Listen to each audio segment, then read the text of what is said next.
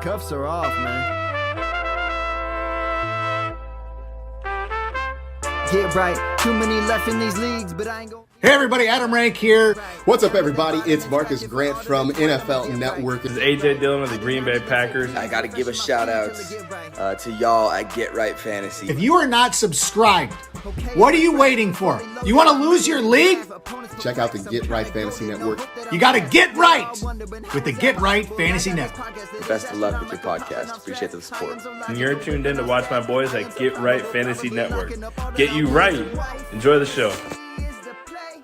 Marking nothing, but I tune in every Friday.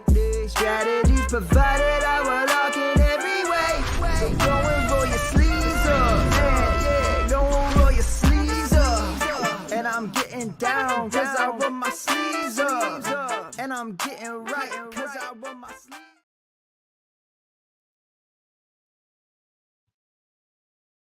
up. What up? What up? What up, world? We are back. I'm Anthony, aka Rasta, and this is Get Right Fantasy Network.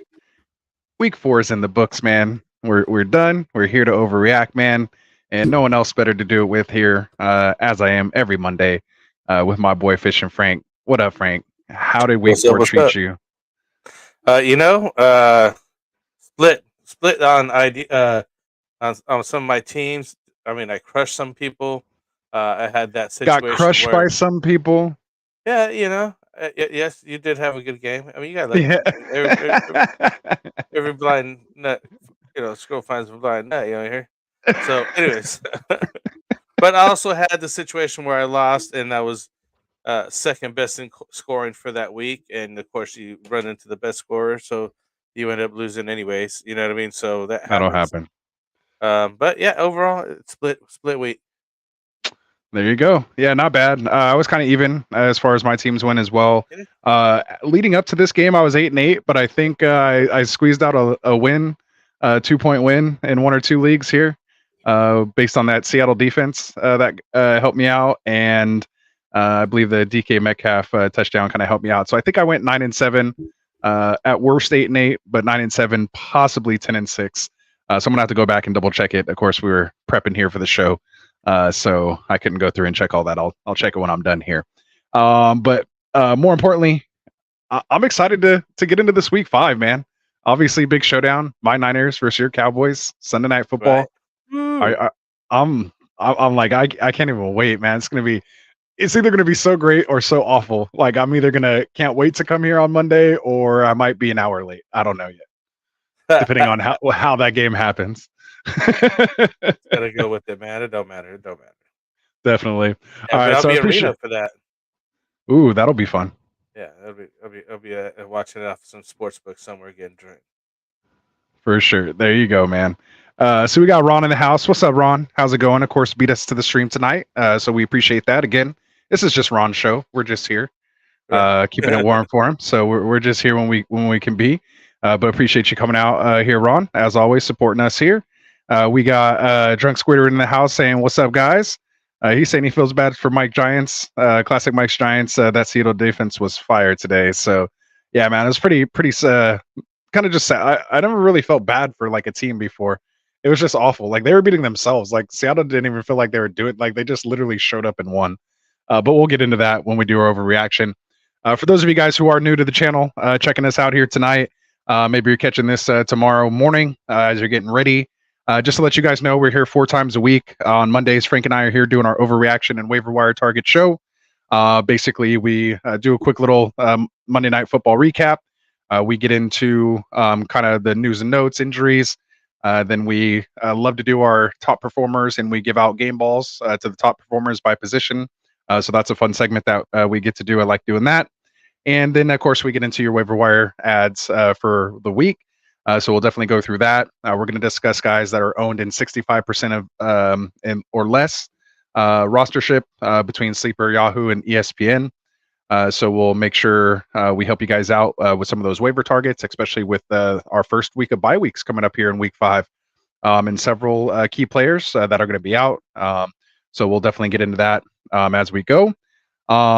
Wednesday nights, we do our roster management. So we do buy, sell, hold, or buy, sell, trade target show there. So that's always a lot of fun. I consider that my Rasta management show, as I like to call it. I'm trying to coin that phrase there. And then on Fridays, man, Classic Mike and I are here doing the game by game start sit. We take your live Q&A, of course, on every show. So if you do have questions, comments, anything you want to contribute to the show, make sure you just drop it in the chat. And then Classic Mike will be here on Sunday to do the last minute actives and actives. Do your last minute start sit. Anything that we can't answer on Friday because the injury reports, waiting for those active and inactive reports. So we'll get your lineups right, heading right into kickoff. Also, if you just here for the waiver wires and you don't want to do our game balls or maybe get involved with other people's questions for their own specific teams, maybe they help you, maybe they don't. Make sure you go into the description. We're starting to add the chapters and timestamps in there. So if you want to kind of just jump around, or maybe you only have a little bit of time and you want to check it out, you could just skip to whatever section you want. So make sure you guys go check that out if you are watching in the morning, so you don't have to watch the entire thing. You can definitely kind of skip around in there. And definitely hit that subscribe button for us, man. If you're already subscribed, hit that like button. We're trying to hit 1,000 subs. We're almost there. We're going to be dropping we're going to be dropping 1,000 sub giveaway show. We'll be giving away one of our rings. We're going to do a 1,000 subscriber ring. There you go, Frank. Perfect. And custom. So it'll be this exact ring that you guys are looking at. It's going to be nice, man. That's brought to you from our guys over here at Trophy Smack. So again, if you guys want to take your league to the next level and get one of those rings like that, maybe even a belt, which we have right here, or maybe even a trophy. You got it. You got it. There you go. Maybe even a trophy, which are all customizable. Or even maybe your Kirk Cousins chain that they have. Anything to make it real fun. Make sure you guys go visit trophysmack.com. There's a link in the description. And when you check out, use that promo code GetRight, and that helps support the channel. So we'd appreciate it. Definitely add one of these things to your league. They're going to be a lot of fun. So and they also got stuff for the last place guy. Yeah, like toilet bowls and stuff like that. So yeah, man, it gets to be a lot of fun. So definitely, again, make sure you guys drop your questions, comments, anything you got in the chat. We'll try to get to as many as we can as we go through the show here. And we'll do it kind of in between segments. So, hang in there with us. If we're in the middle of a segment and you drop a question, just kind of hang out until we get that next break in between segments, and we'll do our live chat Q&A. So with that said, let's see. We got a couple live Q&As we can bring up here right now. Let's see. So it looks like, we got some people showing up in here. We got Warrior Loft in the house tonight. He's saying Giants got their quarterback in Daniel Jones. He kind of, they're paying him, what, $40 million?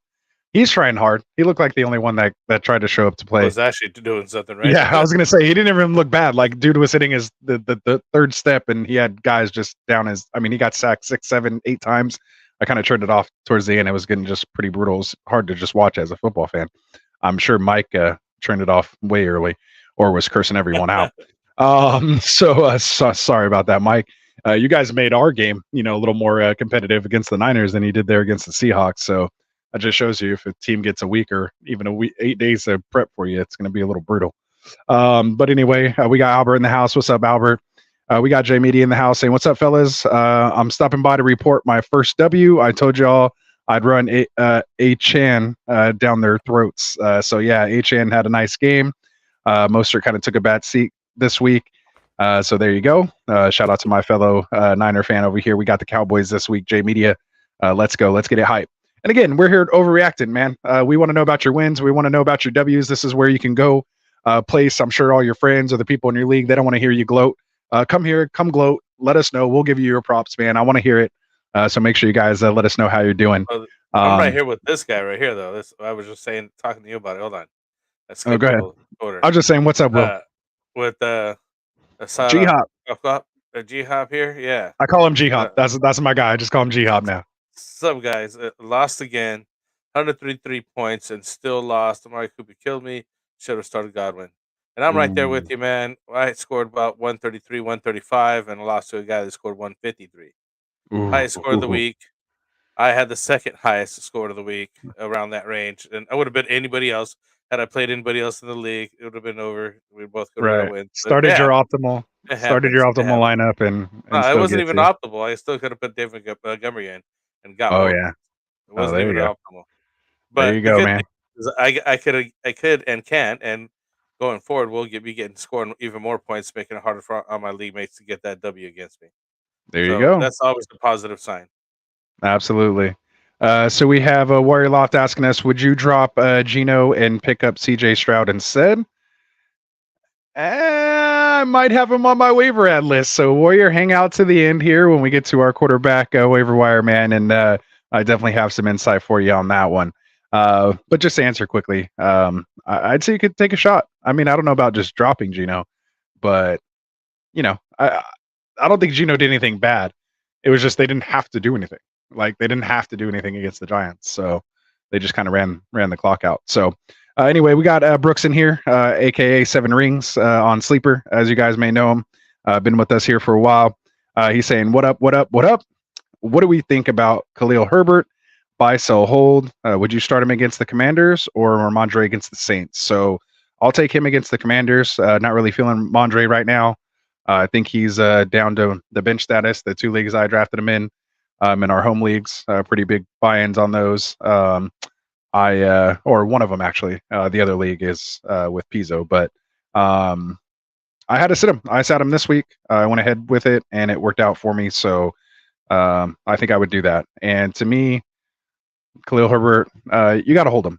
You know, I mean, if you want to sell him, you can always sell him. But to me, he's at least a hold. Definitely not someone I'm trying to buy if I don't have him. But I think he's their RB1. It's just they're not going to play the Broncos every week. So that's the only thing. What do you think about Khalil Herbert? I think Khalil Herbert kind of solidified that position. I mean, because it was kind of wishy-washy what's going on with it.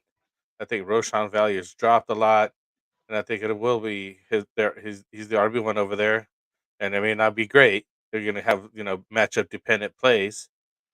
He's a low end RB2 flex play if you can, and hopefully hope for the best on a good week. That's what you're going to get out of the guy. It's just because of the team. You know what I mean?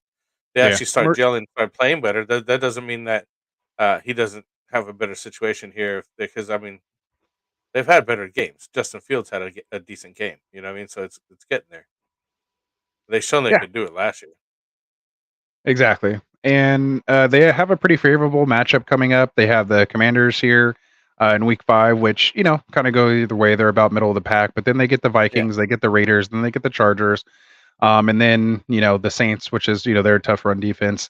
After that, it's the Panthers, Lions, and then Vikings again, and then a bye week, and then Lions again. And then it's playoff time. So to me, he's a hold, emergency RB2, especially with bye weeks coming through. I'm sure he'll creep in people's starting lineups there. So the real question is are you starting him or Ramondre? Because you're thinking Ramondre against the Saints. Saints got some good run defense, and like you're saying, I don't see Ramondre's usage has gone way down.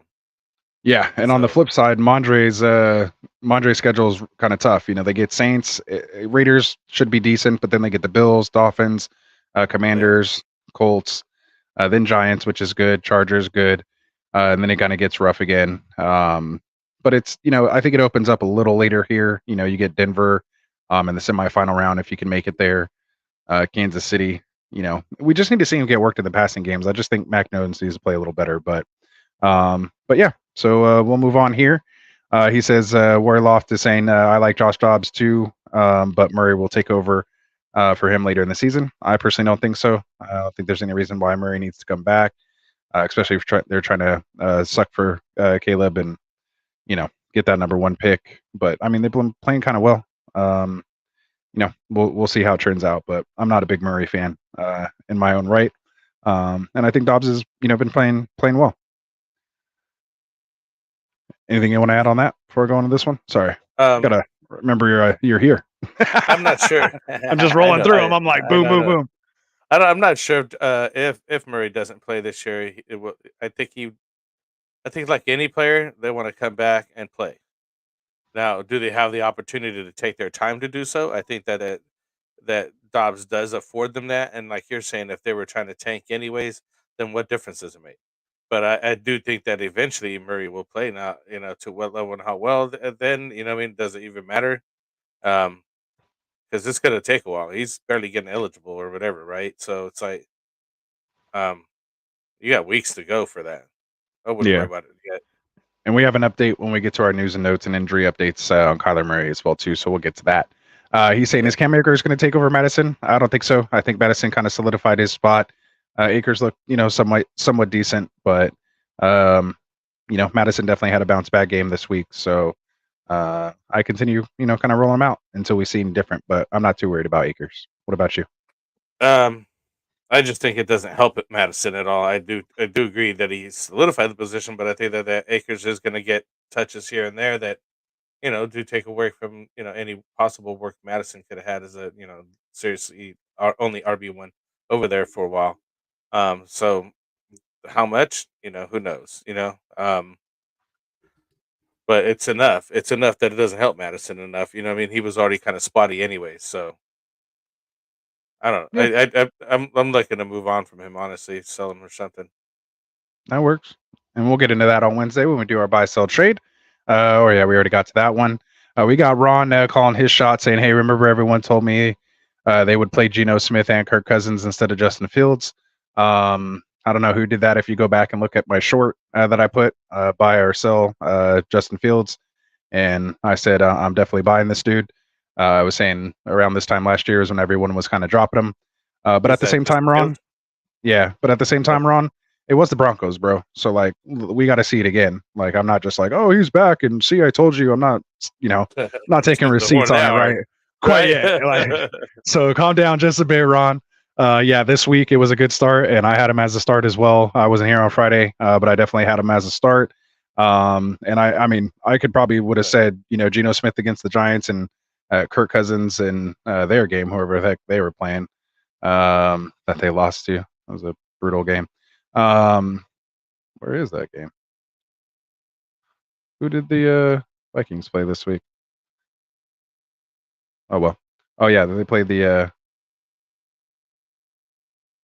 Chiefs. No, I'm on week 5 already.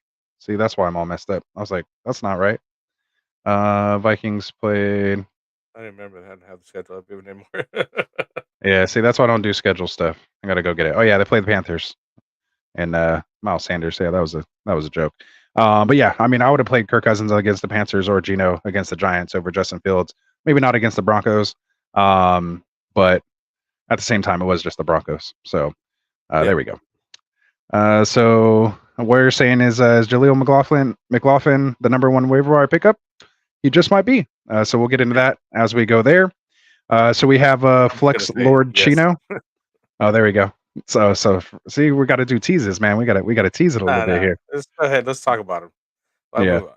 There we go. So we got Flex Lord Chino. Looks like a new name to me, man. If you're new here, please hit that subscribe button for us, man. He says, would you trade away Ridley and Zach Moss for Swift and Thielen? He needs RB help badly. His backs are Brees, Najee, Pacheco, Ford, and Moss. And then he has Puka, Ridley, Cup, Judy, Hollywood Brown, and Tutu. Me personally, instead of Ridley, I try to give up Hollywood Brown or even Puka or Cup, like one or the other. I think they'll both be able to be viable. Cup should take the number 1 role, but Puka could still see 7 and 9 targets a game there. In my opinion, I try to trade one of those before Ridley, but I definitely don't mind, grabbing Swift, behind that offense. Thielen, I could take or leave, but you have pretty good wide receiver depth there, so getting Thielen, I think is fine, at least as it replaces your wide receiver. But I'd like to hold on to Ridley. I know he didn't show well; he got a touchdown this week, but I just think that potential is higher there. So if you could swing one of those other guys instead, Puka, even Cup, like I'd be willing to give away Cup a little more than Ridley if I had Puka. I'd try to get Puka away first, of course, but yeah, what do you think? So you'd rather move on Puka? I'd rather move on Judy. Oh, there you go. So you go Judy. My first person to move was Marquise Brown, but just that whole Denver team scares me. Yeah, it is pretty rough. So there you go, Flex. Hopefully that helped you out there. We do our buy sell trade show on Wednesday, so we'll probably go into more depth with it. on Wednesday, but we want to definitely get you an answer for giving your time to us here today. So again, hopefully hit that subscribe button, turn those notifications on when we go live on Wednesday, and we'll go into much more detail in our buy sell trade show. So we have Ron saying they said Javonte might not even miss a game, and that's why I said we'll wait till we get to the waiver wire ads part. Yeah. So we'll get to that. Roberto's back. What's up, Roberto? He's saying thoughts on A-Chain. He's a definite hold. He's a starter. You're starting him every week at this point until we have, until we see otherwise. So you're firing him up next week. The spot, and Mostert's a flex start now because he's asking that next. Oh yeah, go ahead. Try to trade him for Breece Hall. Absolutely, if you can, I would take a shot on Breece Hall for Mostert. Seems like he's getting it done over there, regardless. I mean, even in a bad situation, he keeps flashing. He's flashing. He got caught again. Yeah. So that's how you know he's still not quite back, but he's getting there, man. He's getting there. So here we go. He has that straight pull away speed anywhere. I mean, I don't know. You keep saying that maybe it's just recovering from the injury, but I don't know. Watch him last year. He had that speed last year. Trading for Breece Hall for sure. So he's agreeing. Yeah. So let's see. So I think they're just kind of talking about some other stuff. We got Ray Gamer in the house. What's up, Ray? How's it going, man? He said, I just lost by 5 points for the second straight week. Yikes. I was down by 4 going into the second half with Metcalf left versus Waller in standard. Metcalf didn't get the ball in the second half because of the game script. So yeah, he got the early touchdown off the turnover that put him in the red zone, so didn't really accumulate any yards. I think he had like 3 catches, 4 targets for 34 yards and a touchdown or something like that. Yeah, but Waller only had like 2 catches that I saw. Yeah, Waller didn't do great either. But maybe he got some garbage time stuff at the end. I turned it off when I started prepping for the show here at the end. Yeah. Getting set up, but yeah. Inconsequential game, like it didn't even matter. Yeah. Exactly. So that was brutal. We have G Hop saying, I feel you, Ray. He lost by 1.7 points. It's okay, guys. Week 1, I lost by 0.2. That's how I started my fantasy season off, man. 0.2 loss. They said it hurts me to hear I can't watch Pats games anymore. Just pain. Ooh, they'll be better. Yeah, they just had a rough defense against Dallas. They'll get there. 7 rings. You got 7 rings, man. They needed to get that get right game in there because that they felt bad about that Arizona situation. So.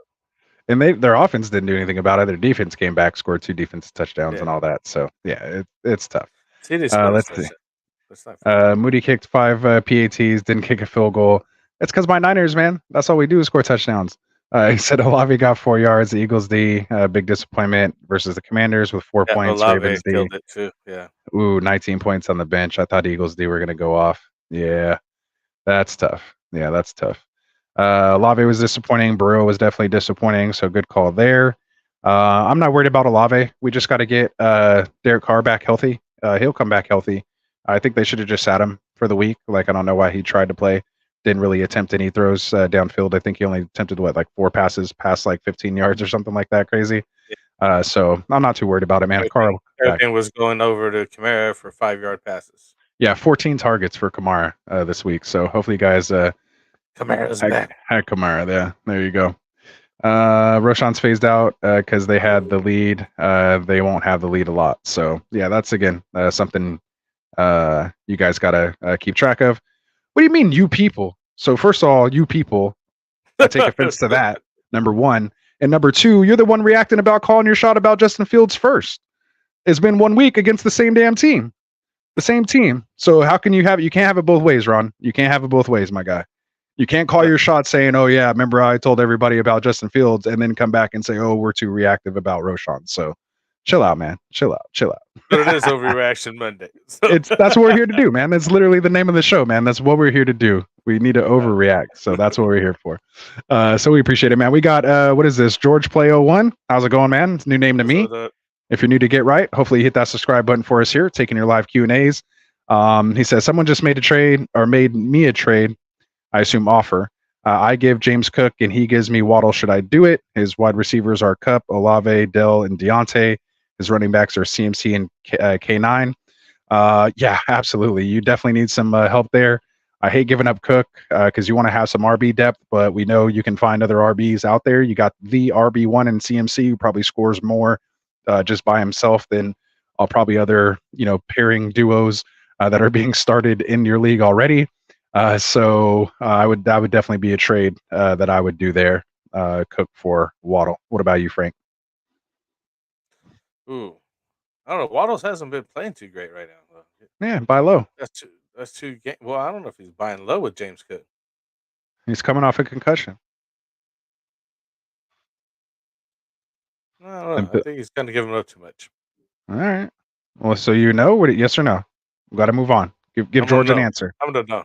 All right, he's going no. So we didn't help you. Maybe people in the chat will break the tie in there. They'll break the tie and come back on. Or at least for right now.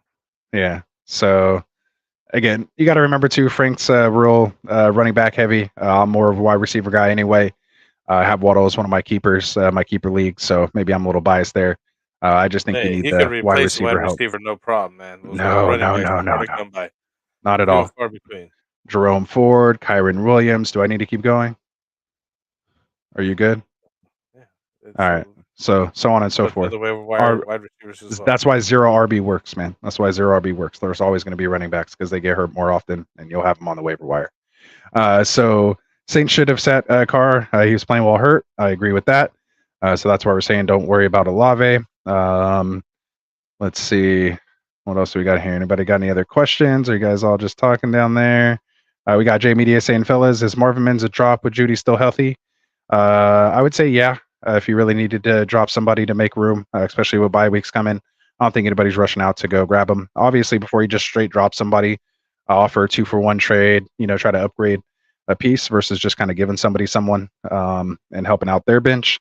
But if it's, if nothing's out there, then, it's, I think he's, like no one's running out to get him. Like no one's really running to grab pieces of this Broncos offense at the moment. So no. There we go. Brooke says, yeah. Brooke says, I love the shorts you put out.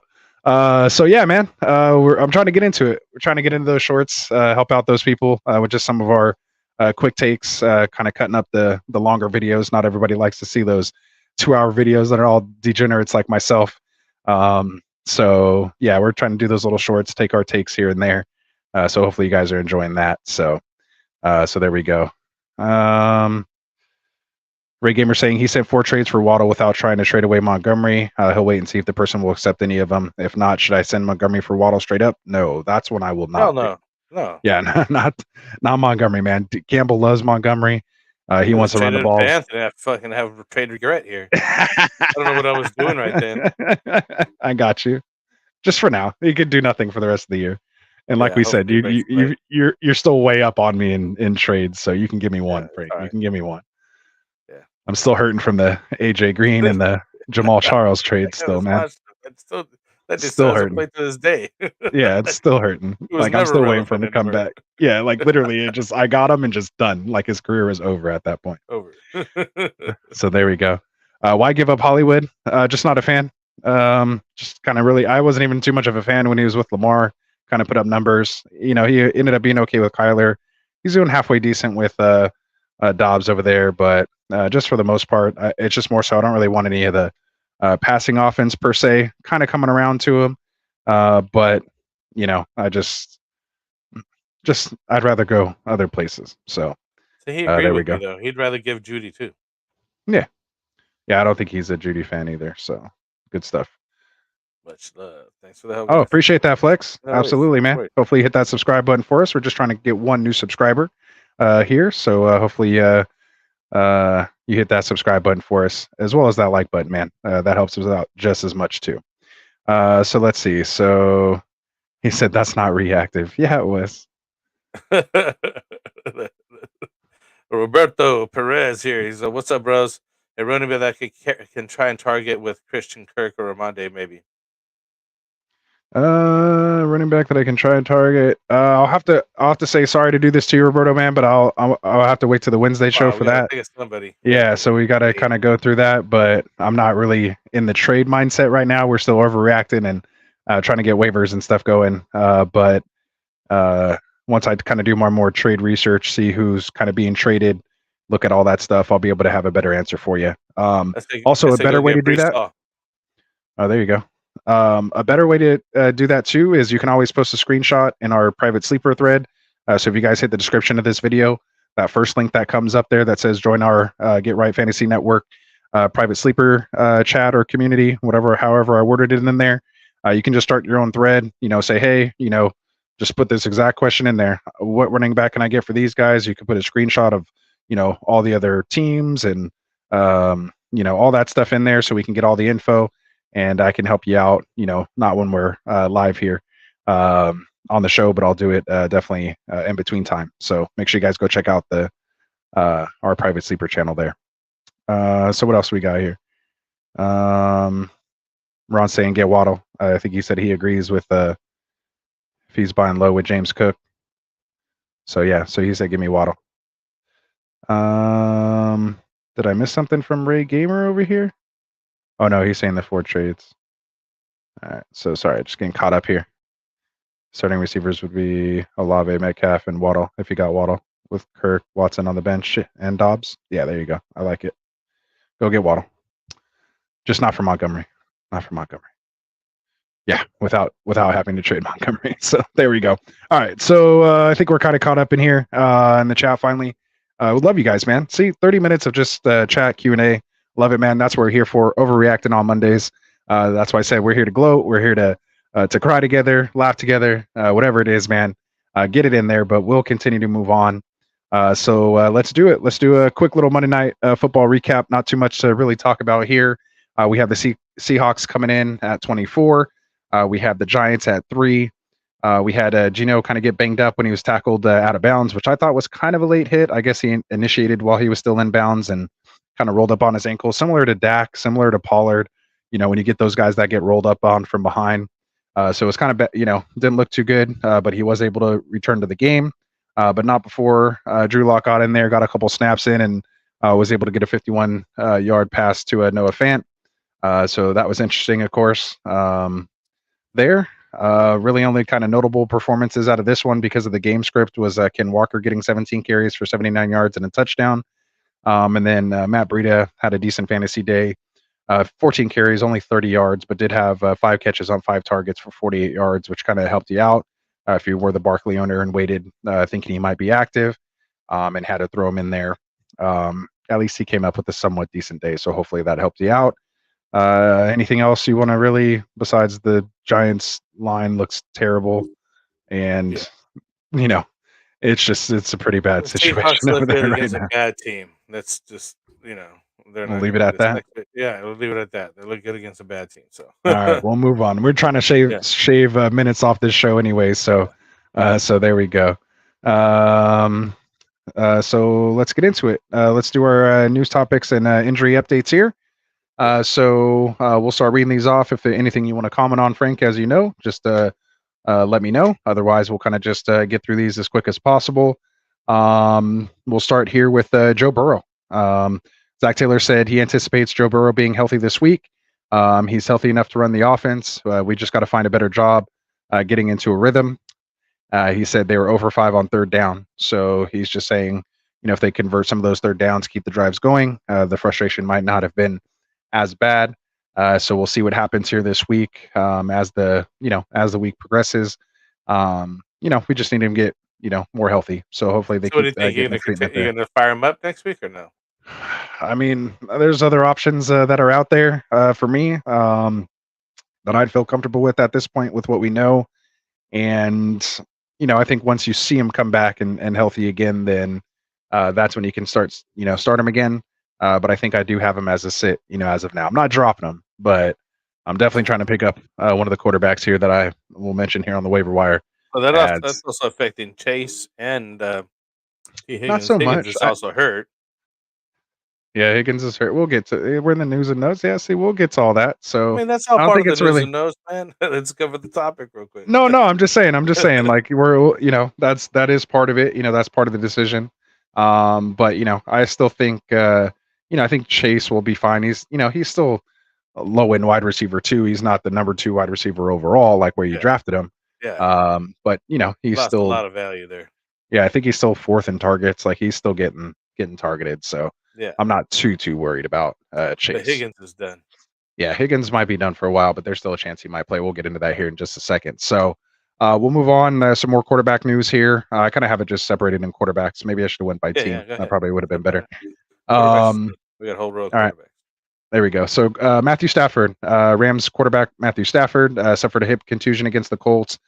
They said they'll be smart with him. He should be good to go for Week 5 against the Eagles. He even said himself that there's no doubt he'll be playing this week, but just something to kind of monitor throughout the week there. We have Steelers quarterback Kenny Pickett, kind of went down in a brutal, got twisted up. I'm sure most of you guys have seen that by now. We kind of thought it might have been a MCL or even an ACL. Came back and said it was just a bone bruise in his knee that could lead to short-term absence. The door is open, though, for Pickett, who they're saying also has muscle strain in regards to it as well. They're saying there's still a chance he plays this week. But they may be smart with him and sit him Week 5 because they do have a bye week in Week 6. So, with their whole team basically kind of hurt at this point, maybe just sitting him out one more week might just be better for the long run. Maybe they can make a run starting Week 7. So, again, just something to keep your eye on. We had down a week. And even he plays, it's going to be no good. Yeah. Just like Hart. I was going to say almost like, fully healthy. Yeah. So we'll see. Chargers quarterback Justin Herbert fractured his finger on his non-throwing hand, his left hand. The team said Herbert would have played this week if the Chargers did have a game, but they are on a bye this week in Week 5. So again, just something to kind of monitor. We won't probably get any more updates until next week when they report back. But he did finish out the game and still played well. So not something I'm too worried about. As long as it's not his throwing hand, you're fine. Yeah. The only thing is he couldn't really take snaps under center. I don't know if you noticed, but when they were in victory formation, they kind of did like a little pistol kind of shotgun, so that he wasn't just snapping the ball right up against his hand to aggravate it anymore. But 2 weeks, the finger should be fine in 2 weeks. So. Exactly. Good timing on that one if it was going to happen. So exactly. Yeah, if you're going to do it then. So then we have Raiders quarterback Jimmy Garoppolo. As of today, is still in the concussion protocol. So again, just something to monitor for all of us Devontae owners. We definitely want Jimmy back, and especially the Myers owners. They did say once Jimmy's back, he's definitely their starter still, or whatever. Exactly. So, yeah, there's no. So they're not putting in Nathan O'Connell or something. Yeah. Yeah, there's no quarterback controversy there. Yeah, no, we're good. Kevin Stefanski says he expects the Browns quarterback Deshaun Watson to be back for the San Francisco game in 2 weeks in Week 6 after their Week 5 bye. He was a last-minute inactive, which is why Cooper kind of sucked with Cooper.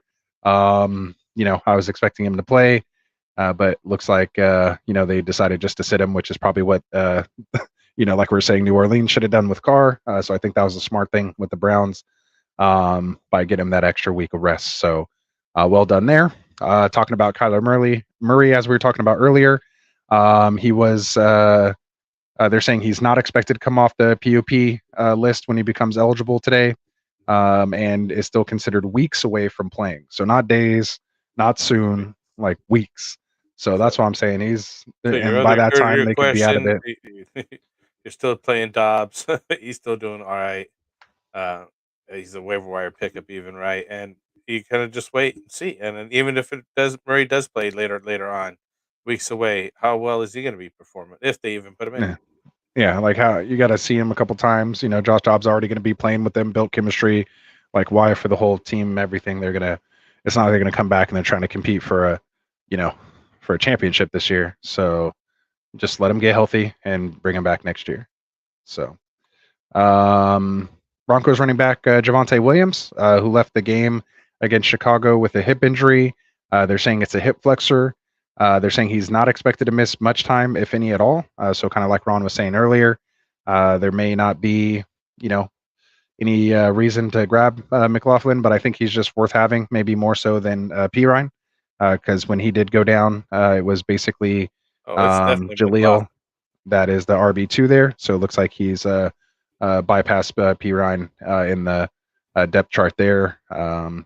He even scored the touchdown before Javonte even got hurt in one of the first drives in the first quarter. He only got 1 or 2 touches at that. Yeah, so that kind of sucks. But for the Pirine owners like myself in a couple leagues, but at least now I know I can drop him and be Yeah, able to no, move he's your on. So, droppable guy. I love having that spot. I like when that actually happens because they're not all winners. I mean, I'd like to think that every guy I draft pans out and or waiver wire works out still. You know what I mean? But in reality, it doesn't. And sometimes you need that guy, especially as we're going into bye weeks.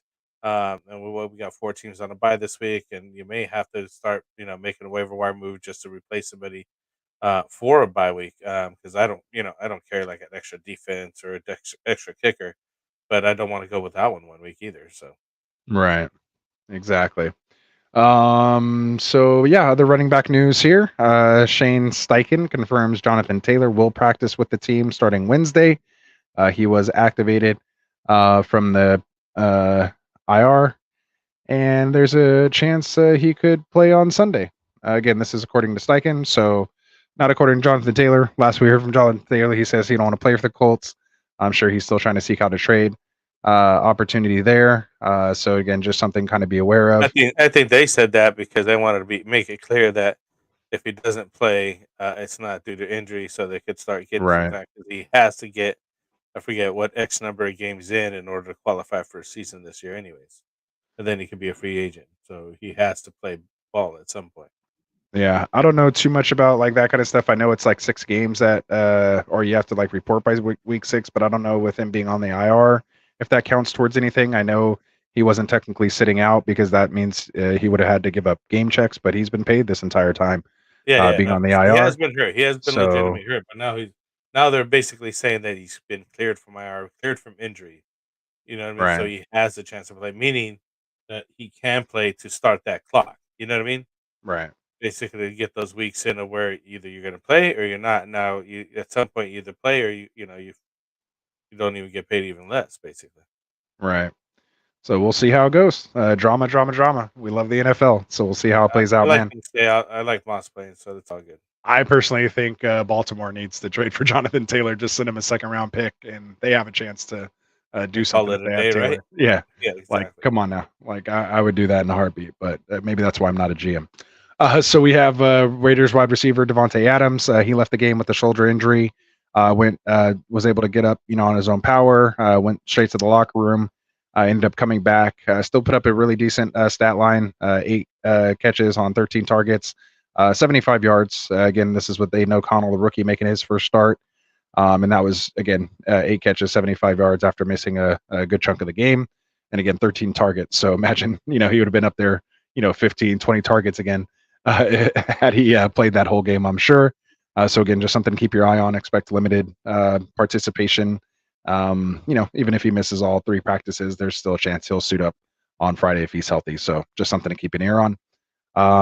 Mike Evans. We're all wanted to see this Evans Lattimore matchup, and he ended up leaving the game with a hamstring injury. So they were fighting up a little bit. I was going to say they got into it a little bit. But yeah, so I feel like we got gypped, but at least they get to play each other again. So we'll see what happens there. Like you mentioned earlier, Bengals wide receiver T. Higgins fractured his ribs. He's saying he can't lay on one side. It's painful, but he'll be all right. He plans to be back even maybe this week or next week. So he's not ruling out this week for him to play. I'm sure he'll have one of those flap jackets, as they call it, on, some rib protection, shoot him up a little bit. It's a pain tolerance thing. The big thing you got to worry about, though, is making sure it doesn't puncture any lungs or anything like that. So we'll see how that kind of goes. Again, maybe they sit him out a week, especially with Burrow not being great, but they haven't got off to a great start. So maybe if he is pushing to play, maybe they might get him out there. So, we'll see how it goes. Rams wide receiver Cooper Kupp. They're saying he's could be activated this week. I didn't really get any updated news today if they officially did or not. But they're saying he will be eligible to return as soon as week 5 this Sunday. But they do have 21 days once they activate him or take him off the IR to add him to the active roster. So again, just keep your eyes and ears out for that. I'm sure we'll have a better update for you on Wednesday when the teams come back to practice. And same thing with Jeff Wilson over there in Miami. So we're going to throw another running back in that Mostert, Devon Achane situation. So we'll see what happens there. Yeah, Ahmed's might be coming back here pretty soon. So we'll see what those splits end up looking like. But I think, again, Achane looks like it's his job to lose at this point. It's It'll HN just be and Mostert at this point. I don't think they're going to introducing these other twos anymore. yeah. So we'll see. What else we got? Other news here for wide receivers. The commissioner officially reinstated 3 players from suspension today. One of them is Lions wide receiver Jamison Williams. Lions head coach Dan Campbell, on the return of Jamison Williams, says it's just about polishing all the little things. We'll see where it goes, and it's all about improvement, Campbell said. They aren't anticipating him coming in to play 60 plays immediately, but fulfilling a role, which we know he's a deep threat. He could take the top off the defense. Amon-Ra is going to work underneath. So this is going to be great for Amon-Ra. Should be good for Laporta as well. And just this offense as a whole, they are kind of just missing somewhat of a field stretcher. They try to do it with Raymond and, Reynolds. But if Williams could come in and be that dude he was before he tore his ACL, our Heisman winner over there, he definitely is a nice piece, talent that these improving Lions will be getting. So it's just exciting to see a player of his caliber get dropped into this offense.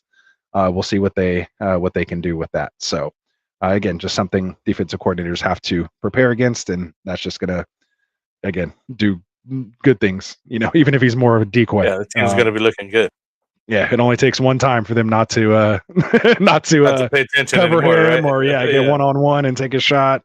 Like, So that threat's always there. Calm down. We need to make sure we got this guy covered. Yeah.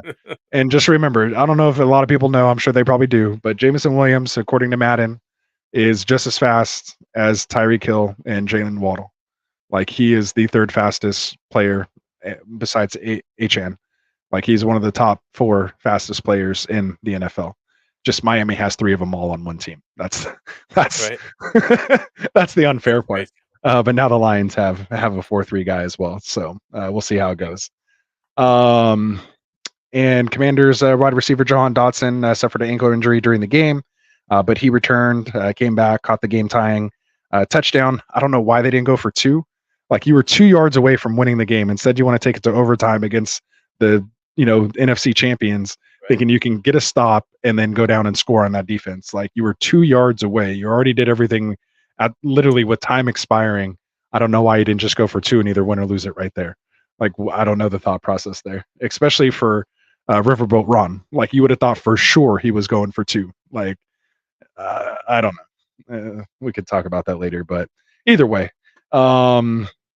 they do play on. Hey. Yeah, so it is what it is. Tie is more of a sure thing. Then you get, then what happens if you don't get the 2? He goes, there he goes again, blowing the game. You know what I mean? Like, so Right. Sometimes you probably go. They lost anyway. Yeah, You're gonna get, you know what I'm saying. You're gonna get criticized either way. I don't think it matters. I think you just, what would you rather do? Have to potentially lose the toss, stop somebody, then go down and score on them for like 80 yards, or would you rather just winner take all, 2 yards, either win it or lose it? On They had all the momentum. They just scored to tie it up. Like, they had the defense on their heels. Like, the defense just gave up the lead. Like, you had everything going for you. Anyway, that's just my opinion. I'm sure Ron's happy about that. I'm sure we'll get into the comments here. We're behind on him, but yeah. So there we go there. Pat Freiermuth. Oh yeah. So they're just saying that he would have been limited if they did practice today. And they do play the Bears on Thursday Night Football. So it was just kind of a walkthrough, but they did have to release something. So yeah, Bears, Commanders, this Thursday. Tight end Pat Freiermuth, had MRI on his hamstring today. They're saying it's not just a tweak. He's expected to miss 2 to 3 weeks. So not too promising there. So again, that sucks. like we said, Freiermuth's out, Pickett's out. Yeah. So yeah, just a tough situation there with Pittsburgh getting all those injuries. Then we have just an update on Nick Chubb. He underwent successful surgery on his meniscus and his MCL on Friday. They're saying as they were in there, they noticed his ACL needed to be repaired as well too. So once he kind of heals from that, in the next couple months, they're going to repair his ACL. So they're saying he's expected to be back at some point in 2024. So not the start of 2024.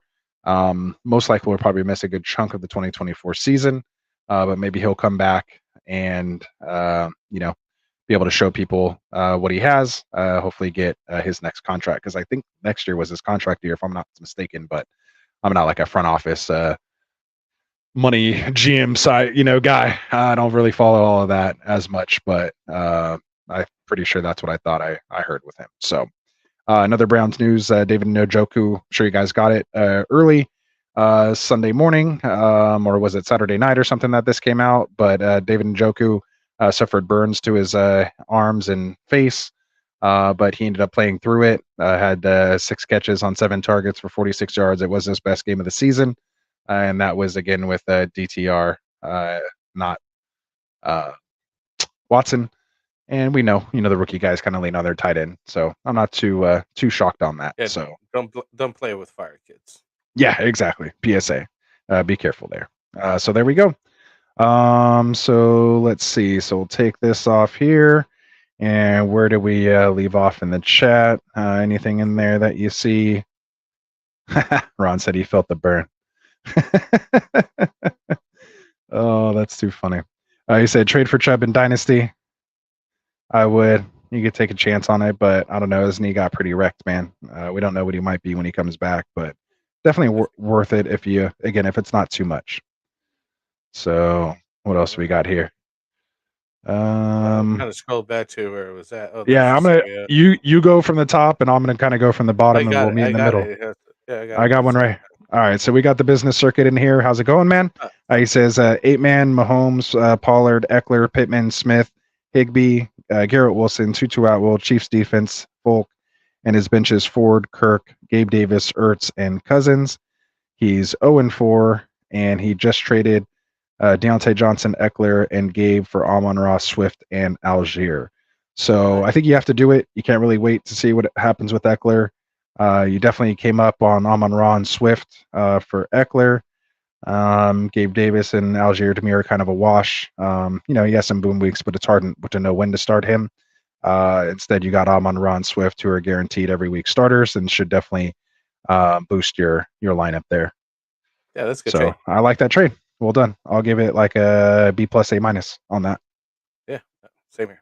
I mean, I hate getting rid of Eckler if you saw the intro, but that if you're going to do it, I don't mind that package. So there you go. Said about Chubb, get Chuba. Here you go. And we'll talk about that here soon as well. I got another one here, and we'll kind of alternate back and forth and queue up the next one. Stephen L. New name for me, new avatar. If you're new to us here at Get Right, hit that subscribe button for us if you don't mind. He says, is Derrick Henry for CeeDee Lamb a good trade in full PPR format? He's in desperate need of a wide receiver. So I hate giving up Henry, but if you're going to get someone like CeeDee, I think it is worth it. I would try for somebody else just because, Lamb has been doing kind of decent over there, but he hasn't been exactly kind of what we drafted him for, per se. What do you think, Frank, being the Cowboys fan? I think this is about where it needs to be, though. Honestly, I don't think Henry's lighting it up that much. You know what I mean? Like, they're kind of both not performing to expectations, I don't think. Right. Yeah, you're kind of buying low and selling low. Both the guys. I think you're buying low and selling low on both the guys because CeeDee just barely had his first touchdown. Literally just barely had his first touchdown 4 games into the season, which is crazy. They are scoring a lot of points, it's just not efficient in the red zone right now. Even that's all anybody keeps talking about. Oh yeah, the red zone offense, the red zone. I don't care what the red zone says if they got 38 points.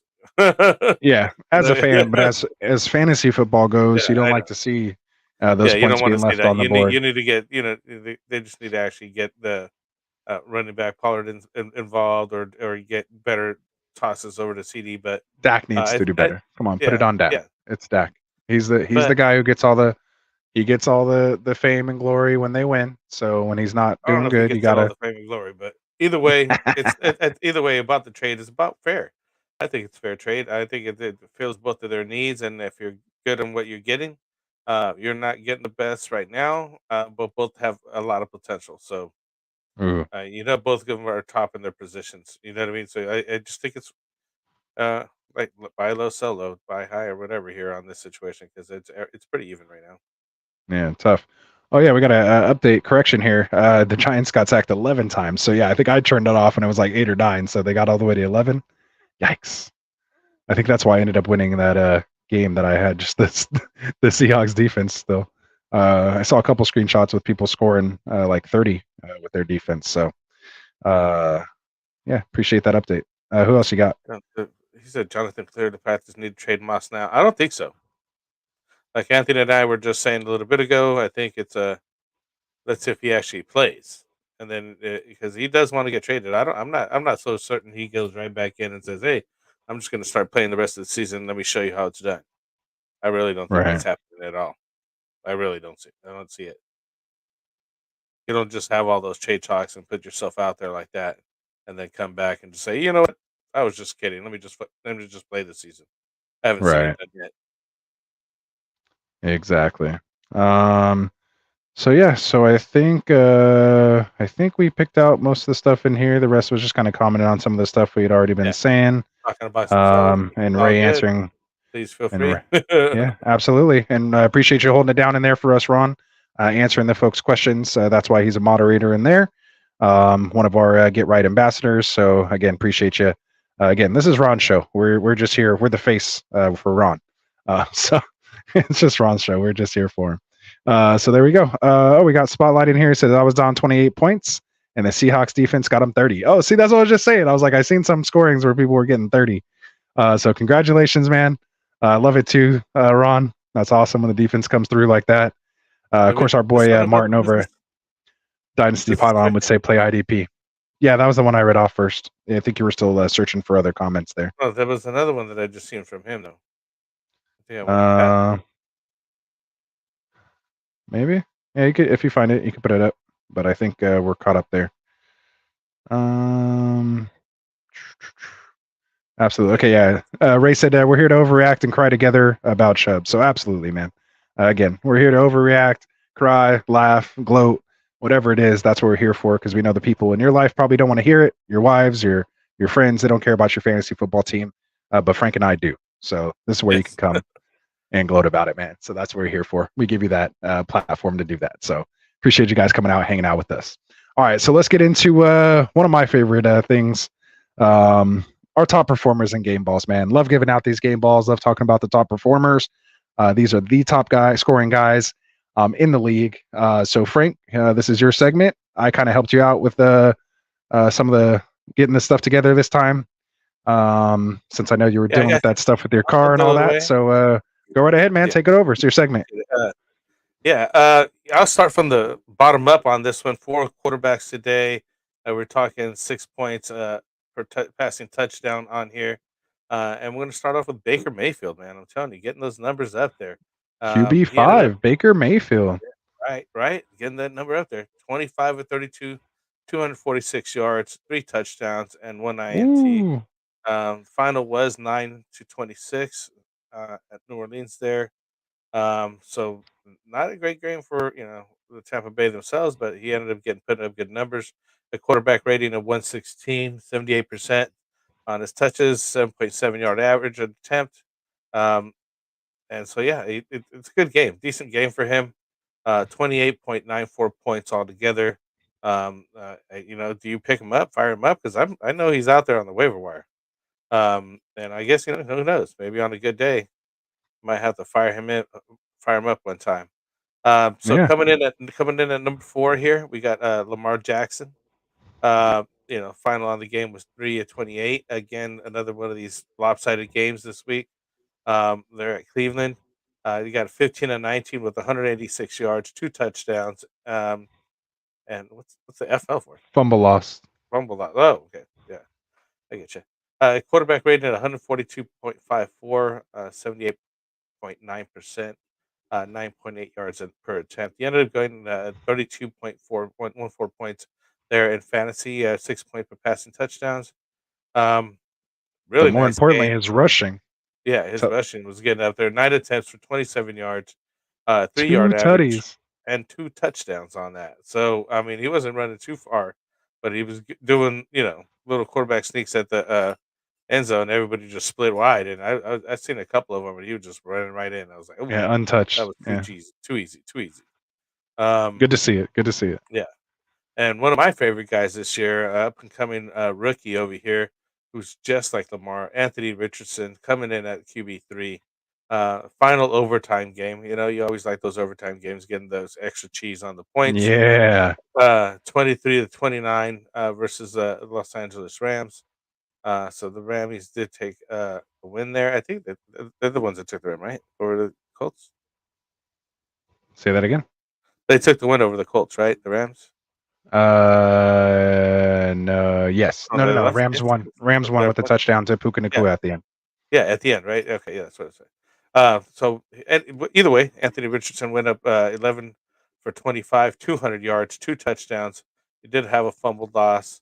He also had 10 attempts for 56 yards and another touchdown on the ground there. So total of 3 touchdowns, a quarterback rating of 98.775, 44% accuracy, Completion. 8 yards, Yeah. intent for completion, yeah.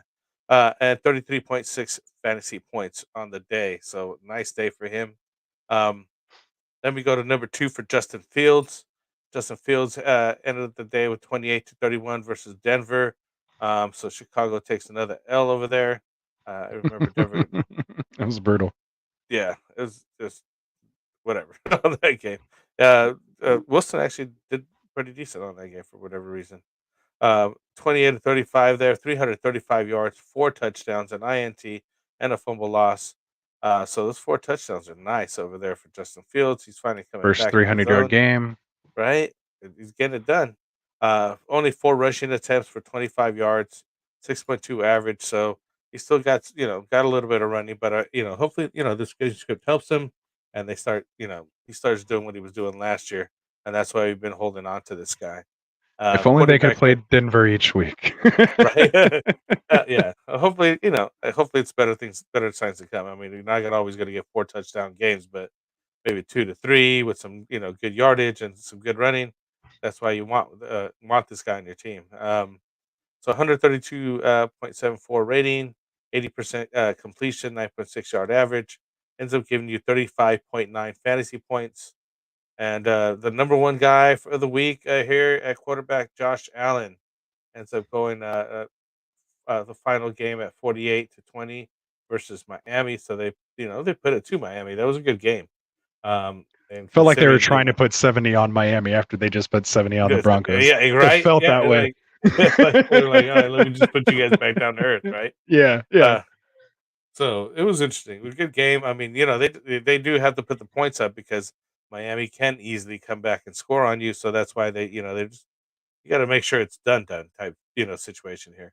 21-25. So literally only 4 misses, 320 yards, 4 touchdowns for Josh Allen. He also had 4 rushing attempts for 17 yards and a touchdown on the ground as well. 5 total touchdowns. Yeah, nice. What are you gonna do there, man? That's nice. That's why you drafted a guy like this. Yep. Quarterback rating of 158.33, 84% quarterback rating, and the 12.8 yards per attempt average. Gives you 44.5 points, fantasy points. The number 1 guy of the week here. Absolutely. 5 touchdowns, man. What are you gonna do there? That's a league winner for you, man. Yeah. Who are you giving out the game ball to?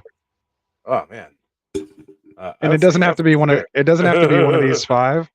Doesn't have to be one of these 5. I like Richardson, man, coming back. He just came back from a concussion, and picked up where he left off. Yeah, exactly. He actually looked really nice. 2 touchdowns in the air, 1 on the ground.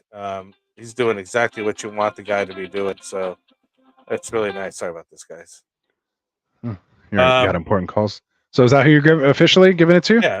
Anthony Richardson. I like him. I have him on a couple fantasy teams. There you go. I was kind of torn here.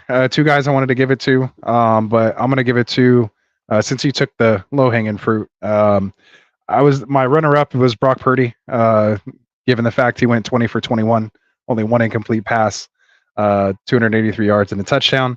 But I'm going to give it to this up-and-coming guy, man. Guy I picked in one of my dynasty leagues. Have him sitting on the taxi squad. Brock in there without even choosing. I had to throw it in there. I had to throw it in there. You'll see. I'll read off his stats next week. Don't worry. No, you don't need to mention him again. All right, we'll see. So I had to give it to CJ Stroud, man. The strides that this guy's making these last couple weeks, man. 16 for 30. Not too great there, but did throw for another 300 yards. 2 touchdowns, had 4 attempts, 16 yards. No touchdowns on the ground, but did score 25.38, or oops, I think that was Herbert, 25.84, 6-point per passing touchdown points this week. Just looks in command of this offense. We're seeing the progression. Unlike guys like Wilson and some of these other guys, we're seeing that progression of him becoming a better quarterback right in front of our eyes. So this week, I'm gonna have to give it to CJ Stroud. Nice. Game ball. All right, so let's move on. Let's move on to the running back position. Running backs. Well, take it away. I'll let you read your top guy. Go ahead. No, go ahead. You could start from the bottom like you did. No. We'll start from the bottom, and I'll take over number one because we all know. Yeah, all right. We'll start from the top down this time. Go ahead. All right, so I'm going to start from the bottom. We'll go Josh Jacobs, man. Coming in as your RB5, a nice get-right game for him. 17 carries, 58 yards, wasn't great, but did score a touchdown. More importantly was his usage in the passing game here. 8 receptions on 11 targets, kind of expected with the rookie running back or rookie quarterback making his season debut. 8 catches, he turns that into 81 yards. Not bad. 23.9 points. This is the guy we thought he was going to be from last year. Again, kind of just shaking off that rust, being, coming in late after his holdout, whatever you want to say. But again, getting that usage, 17 carries and 11 targets. I mean, he's just a focal point of this offense. He's one of the better just talents they have on this team. And the offense is pretty much going to run through him and Devontae Adams. So, again, we've been saying go get Josh Jacobs if you can. He was one of our big buys last week in our buy sell trade show. Someone I was trying to get, and hopefully you did that now because the price of Josh Jacobs just went up. Like we say in poker, the price of poker just went up. The blinds now just went up on Josh Jacobs. So coming in at your RB5, our RB4 this week, Devon Achane, coming in with 8 carries, turns 8 carries into 101 yards. It's like he's not even it's not like he's getting 20 carries. He took 8 carries for 101 yards. That's a 12.6 yard average, 2 touchdowns.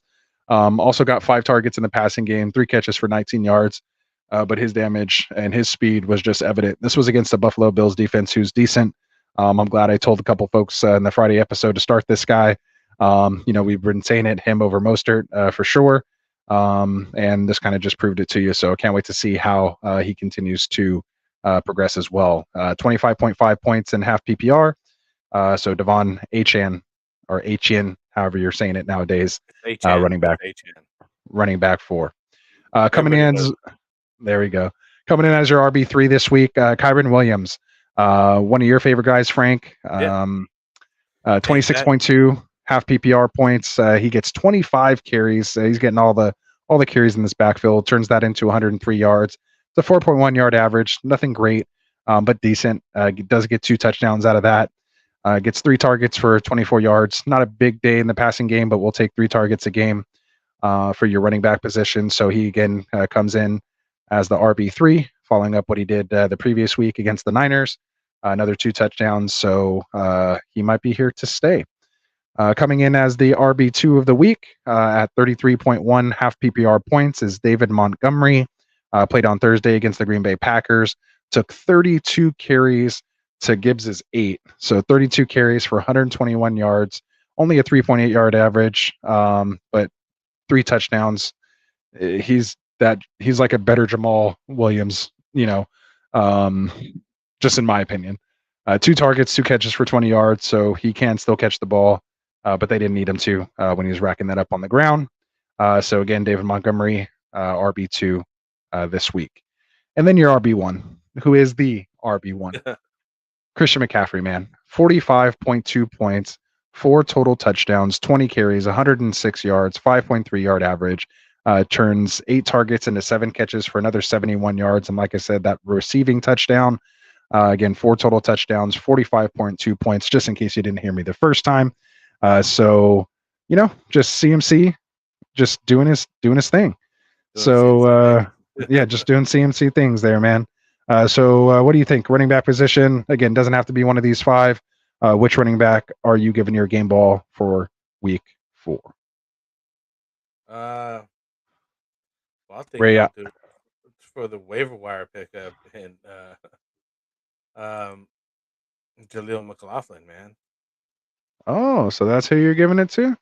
I mean, he had a day, dude. I mean, he was coming in there just fresh off the bench. You know, he had seven attempts, 72 yards, 10.13 yard average. He ended up going for three targets, 3 receptions, 32 yards, and the touchdown there. So yeah, he had a pretty nice week there, widely available. This week's number one waiver wire pickup is if Jameson misses any time, and it seems like he's definitely got to take it over. What we thought, hopefully not. Uh, Wrong Williams, what's his Devontae name? Williams, but we knew what you meant. Yeah. But I mean, Samaje We were P. just Ryan's talking about him. role or whatever that he was going to have over there is all but gone. So yeah, he's the next guy up. What's up, man? That's There it you for go. the week.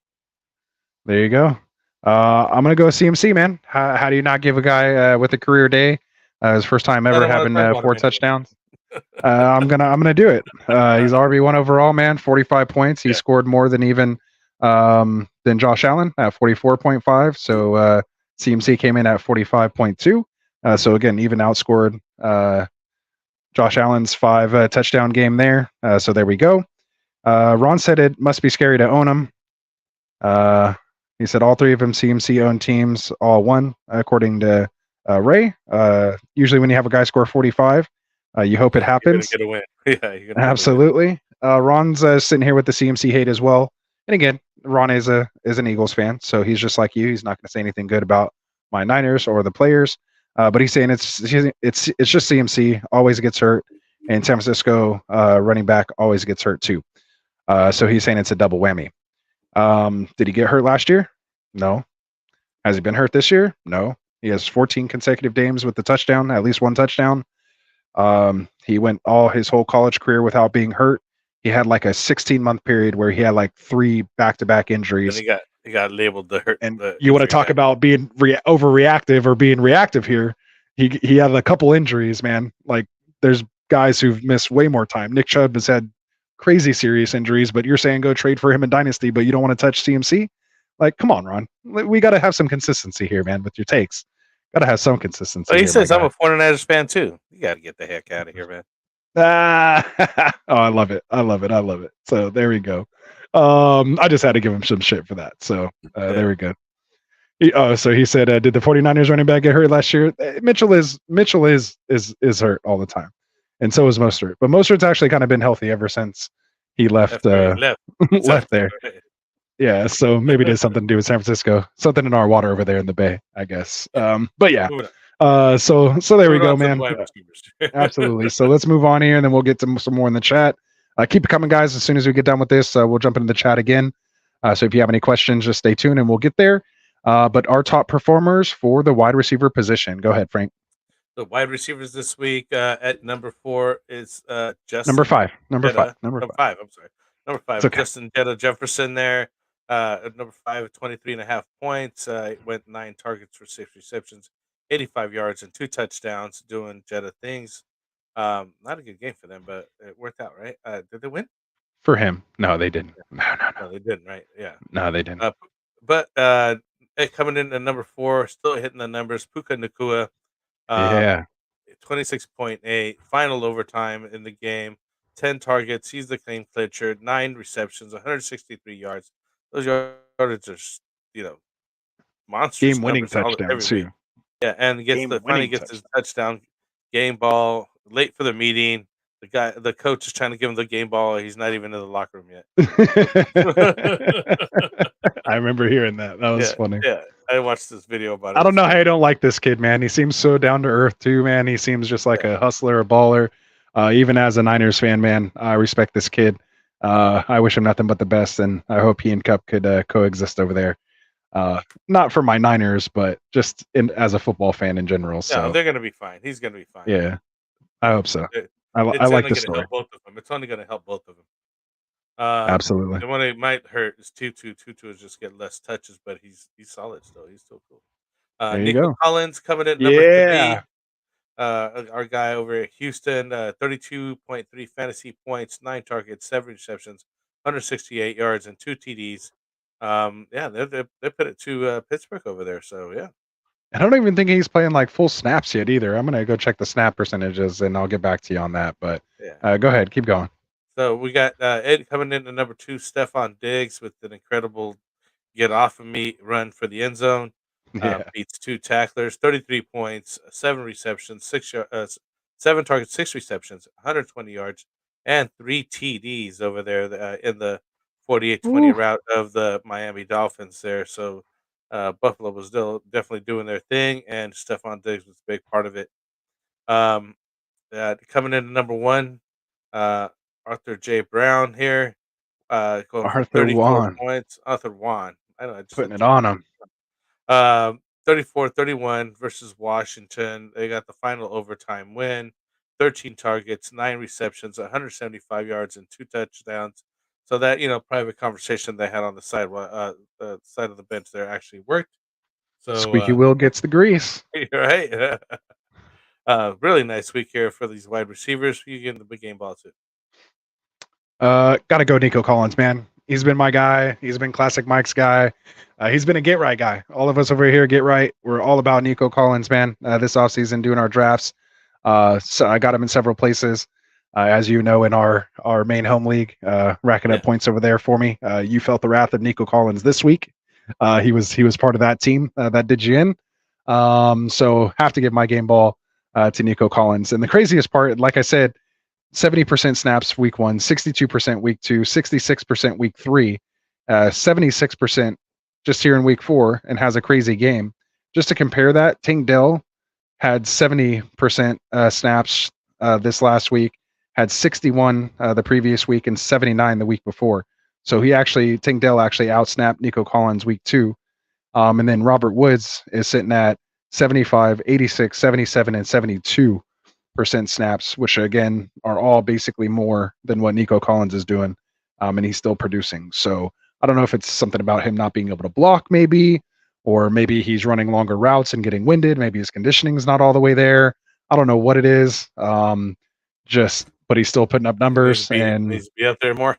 yeah, I mean, we start getting to that 80+%, share like these true number ones are. Imagine, what kind of points and stuff he can keep going, especially with CJ Stroud's progression. So again, somebody I'm loving. Probably too late to go buy him, especially after this. You're buying high if you can, but just hopefully you were here with us in the off season and you drafted yourself Nico Collins, and you're sitting in the catbird seat right now. So there you go.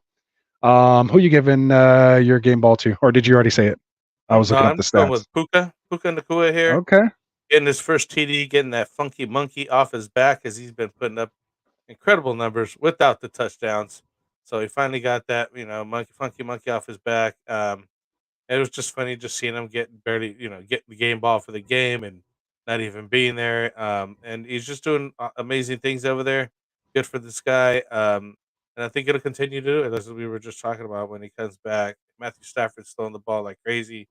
And I think it'll only help with Cup's back and everybody's full go over there.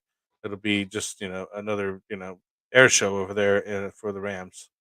There you go. Puka Nacua, game ball from Frank. I like it. Before we get into tight ends here, I want to hit the chat just a bit. Or actually, no, let's just finish this off and then we'll get in the chat. I have it marked right here. Go ahead. All right, Give us our top 5 tight ends. Top 5 tight ends, starting off with Dalton Schultz here.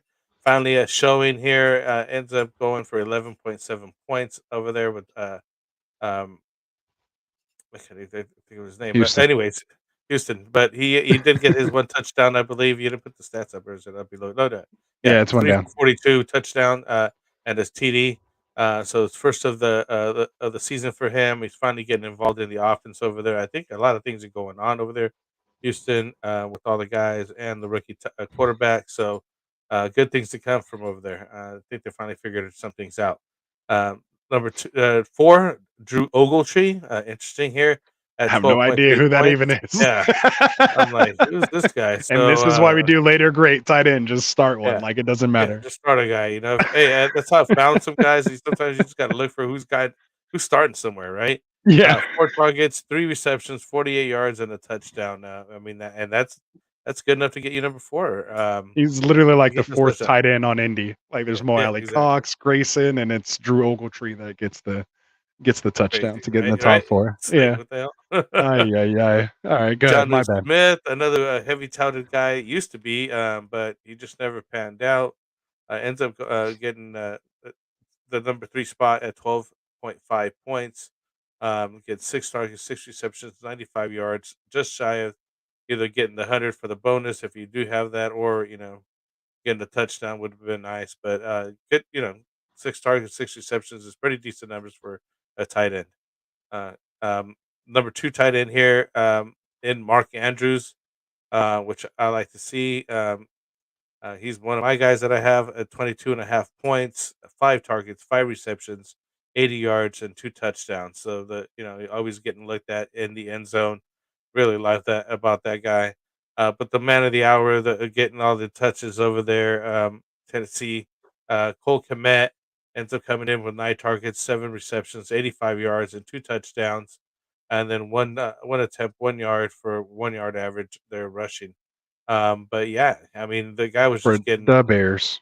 yeah, he was just getting, yeah, the Bears. He was just getting looks, left and right.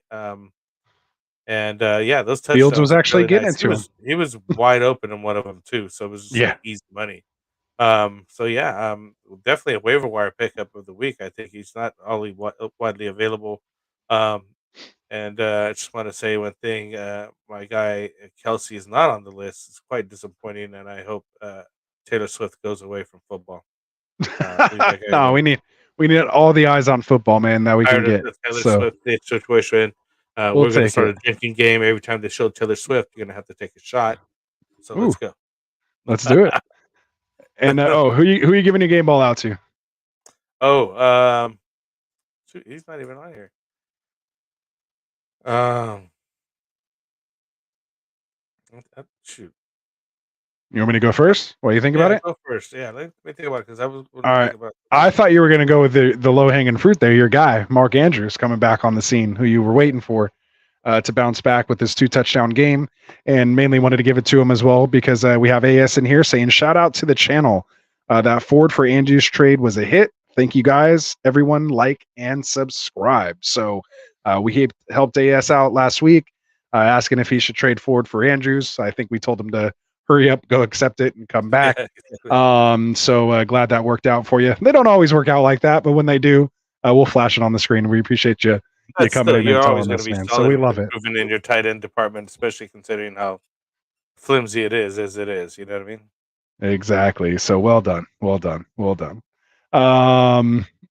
Let's see. So who you going with? I went with Andrews. You ready yet?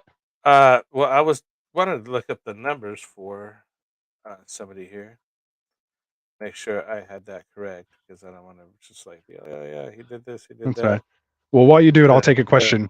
Should Keaton Mitchell, Jamison Williams, and Jake Ferguson, or should add Keaton Mitchell, Jamison Williams, and Jake Ferguson, and drop Dalvin Cook, JSN, and Hunt?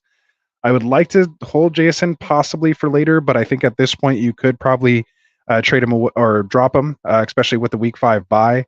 No one should probably rush to go grab him quite yet, so I think you'd be okay. I'm good with dropping Cook, and I'm definitely good dropping Hunt, and definitely Jamison Williams and Ferguson. I don't mind rostering.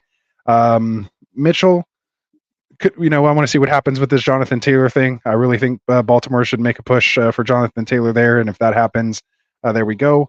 But for the most part, I would say probably no. I mean, unless this kid is something crazy special, like we saw basically what Baltimore is going to do. It's going to be Lamar Jackson in the red zone. He's going to get his rushing touchdowns up, and I just think that's what's going to happen there, and almost why we kind of stayed away from Baltimore running backs for so many years when Lamar was in his heyday. I was big on JK this year, but of course he got hurt again, and so it looks like they're just reverting back to it what being they the know. Lamar show over there. Yeah. Yeah. So they know what's good for them. yeah, OBJ's hurt, Bateman's hurt. Yeah, I agree with all Flowers is that. doing Definitely, decent. So definitely pick up Jameson and Jake Ferguson there. for sure, The other guys are droppable, yeah. and that's And why I wanted to Mitchell, give the game ball to. Even though he did get a touchdown, I want to take way back. He got 7 receptions, 7 targets for 77 yards. So he's getting good numbers over there in Dallas. The touchdowns will be coming. it doesn't, obviously you can't get one every week. Would be nice, but I'm sure that he'll end up with a 2 touchdown game here. Hopefully, maybe even against the Niners. Yeah. Oh, maybe we'll see. Yeah. Ferguson's not scoring against us, man. We got the best. He has Hufanga and Warner to get through. One of the Everybody best says covering that. linebackers. Somebody's got to score. So we'll see. Ooh, I cannot wait for this game, dude. Like they can play tomorrow. Byron, really put it on you. I'm ready for them to play having- tomorrow, You guys man. are having trouble with the Rammies. No. We had no trouble. We just like playing with our food. Yeah. Okay. Got to make it entertaining for you guys. I mean, you had a Purdy out here going almost perfect, 20 for 21. I mean, come on.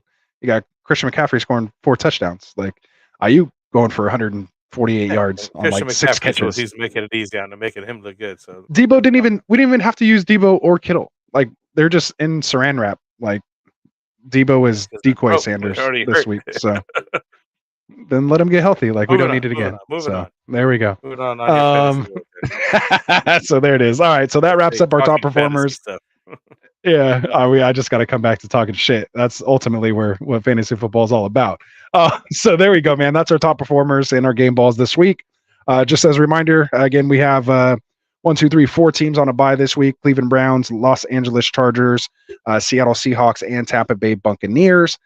So let's get into our quarterback waiver ads this week, and then we'll get on out of here and wrap this show up tonight.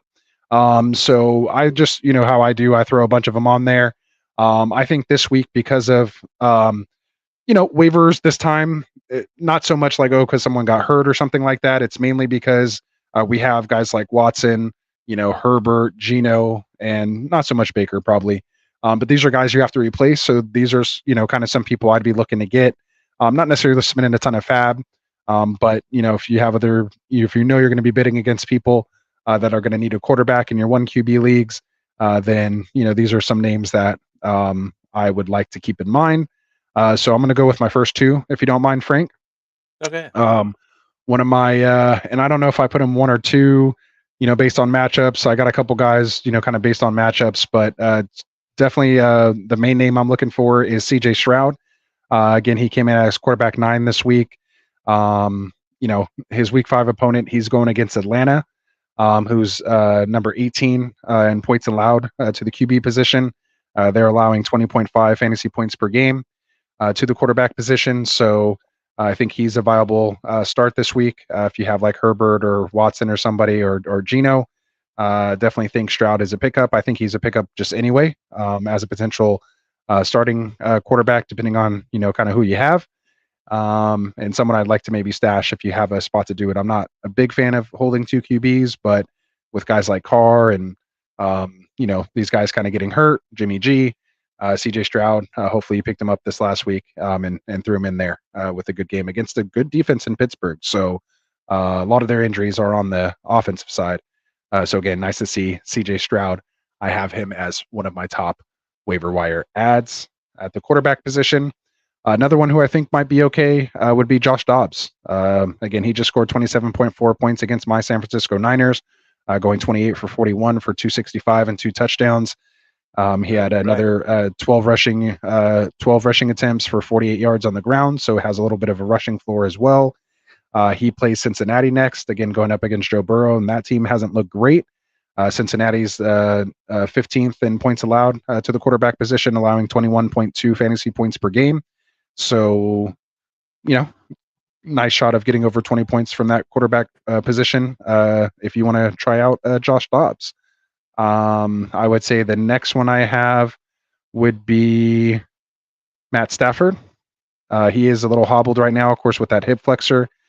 He's coming off not a great game and finally did get a touchdown, but he's going up against Philly, which they've been number 4 in points allowed to quarterback position. Interestingly enough, with that defense, they've allowed 27.6 fantasy points per game to the quarterback position. And again, if he gets cut back this week, potentially with the way Puka's playing, the deep threat not well, and still has Van Jefferson. And of course, Tyler Higbee had a nice showing this week as well, too. Kind of dealing with that Achilles injury there. But Stafford might be somebody you could look towards here with the bye weeks if you have one of those guys on bye. So those would probably be my top 3. I have a couple others, but those would be the top 3. All right, so I'm thinking I'm going to go with Sam Howell. Had some nice runs over there, and he's putting up some decent numbers there with Washington. And the Commanders goes up for 290 yards and a touchdown. Also gets 6 rushing attempts and 40 yards there. So decent numbers, not widely owned. Again, these are just filler guys, and hopefully he has a nice matchup coming up against Chicago. So he should be able to get some points up with them. And then another guy that I had here is C.J. Stroud. I know that the Collins and Tank Dell combo that he got over there is looking pretty good. And I do like this running back as well. I think they're just doing pretty good over there in Houston right now. So another guy that we're looking to have. And I guess lastly would be Zach Wilson, although he's just he put up some numbers against KC, 245 yards and a touchdown, and he did lose a 2 fumble there. touchdowns. Oh, 2 touchdowns, I'm sorry. And a fumble loss there, and he did have 2 rushing attempts for 14 yards. Mostly obviously the passing over there. Zach, he finally looked like he could, control the offense and actually hold some stuff down. He's putting it to them. Unfortunately, the rest were on KC's side and just didn't see many of the holds going on over there. They were too starstruck, so somehow the losing had to continue for the Jets. But I think they should have won the game, honestly. Hmm. And I'm glad you mentioned that too with Zach Wilson, because more importantly, he gets Denver next. Denver is number 1 in points allowed to the quarterback position, allowing 34.6 points per game. So I definitely he was one of the ones I had on my list as well. Same with Sam Howell, because he gets Chicago, like you mentioned, and they're number 2 in points allowed to the quarterback position, giving up 29.3 fantasy points per game. Sam Howell's 20% owned on Sleeper, 18% owned on Yahoo. Zach Wilson's only 6% owned on Sleeper, 3% on Yahoo. CJ Stroud, 55% on Sleeper, 47% on Yahoo. So hopefully he's available in your leagues. But guys like Josh Dobbs at 9% on Sleeper, 5% on Yahoo will be available most likely. Widely available, right? And Matt Stafford sitting at 47% on Sleeper, 50% at Yahoo. So could be 50-50. Looks like that he might be available. So nice list for that. So we'll go ahead and move on here to the running back position. So running backs, why don't you go ahead and take who you have as your number 1 waiver this week? Well, I already had mentioned it. Jaleel McLaughlin over there at Denver puts up 7 attempts, 72 yards, and 10.3 yard average, 3 targets, 3 receptions, 32 yards, and a touchdown. He was just getting all the licks and all the touches over there. And if continues in injury with Williams, he'll be definitely getting the touches. It looks like he's a clear number 1 over there as a backup. So if you need somebody for a week, I'm not saying week long and hold on, see what happens, but obviously injuries do linger, so you never know. You may have them for more than 1 week. The next opponent is the New York Jets, number 14 against the passing Points attempts allowed. there.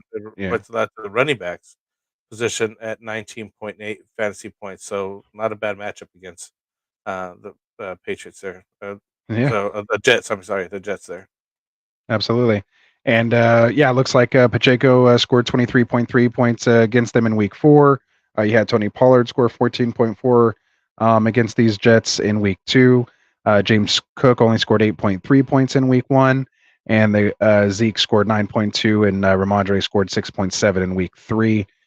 So again, not so great on those other 2, but Pacheco and Pollard did have good games. So it is kind of a coin flip. Obviously, it'd be better if Javonte does miss the time. And I hope they do keep him out again, coming off that ACL surgery, dealing with the hip injury like that. To me, that just puts more stress potentially on that knee. So if it were me, I would probably sit him at least a week. Just gives him more time to heal, recover, because you don't want to have these compensation injuries, which is what I was afraid of which is why I was kind of fading Javonte in the first place. So injuries, yeah, absolutely. And again, he's only 2% owned on Sleeper, 4% on Yahoo. So he is going to be out there.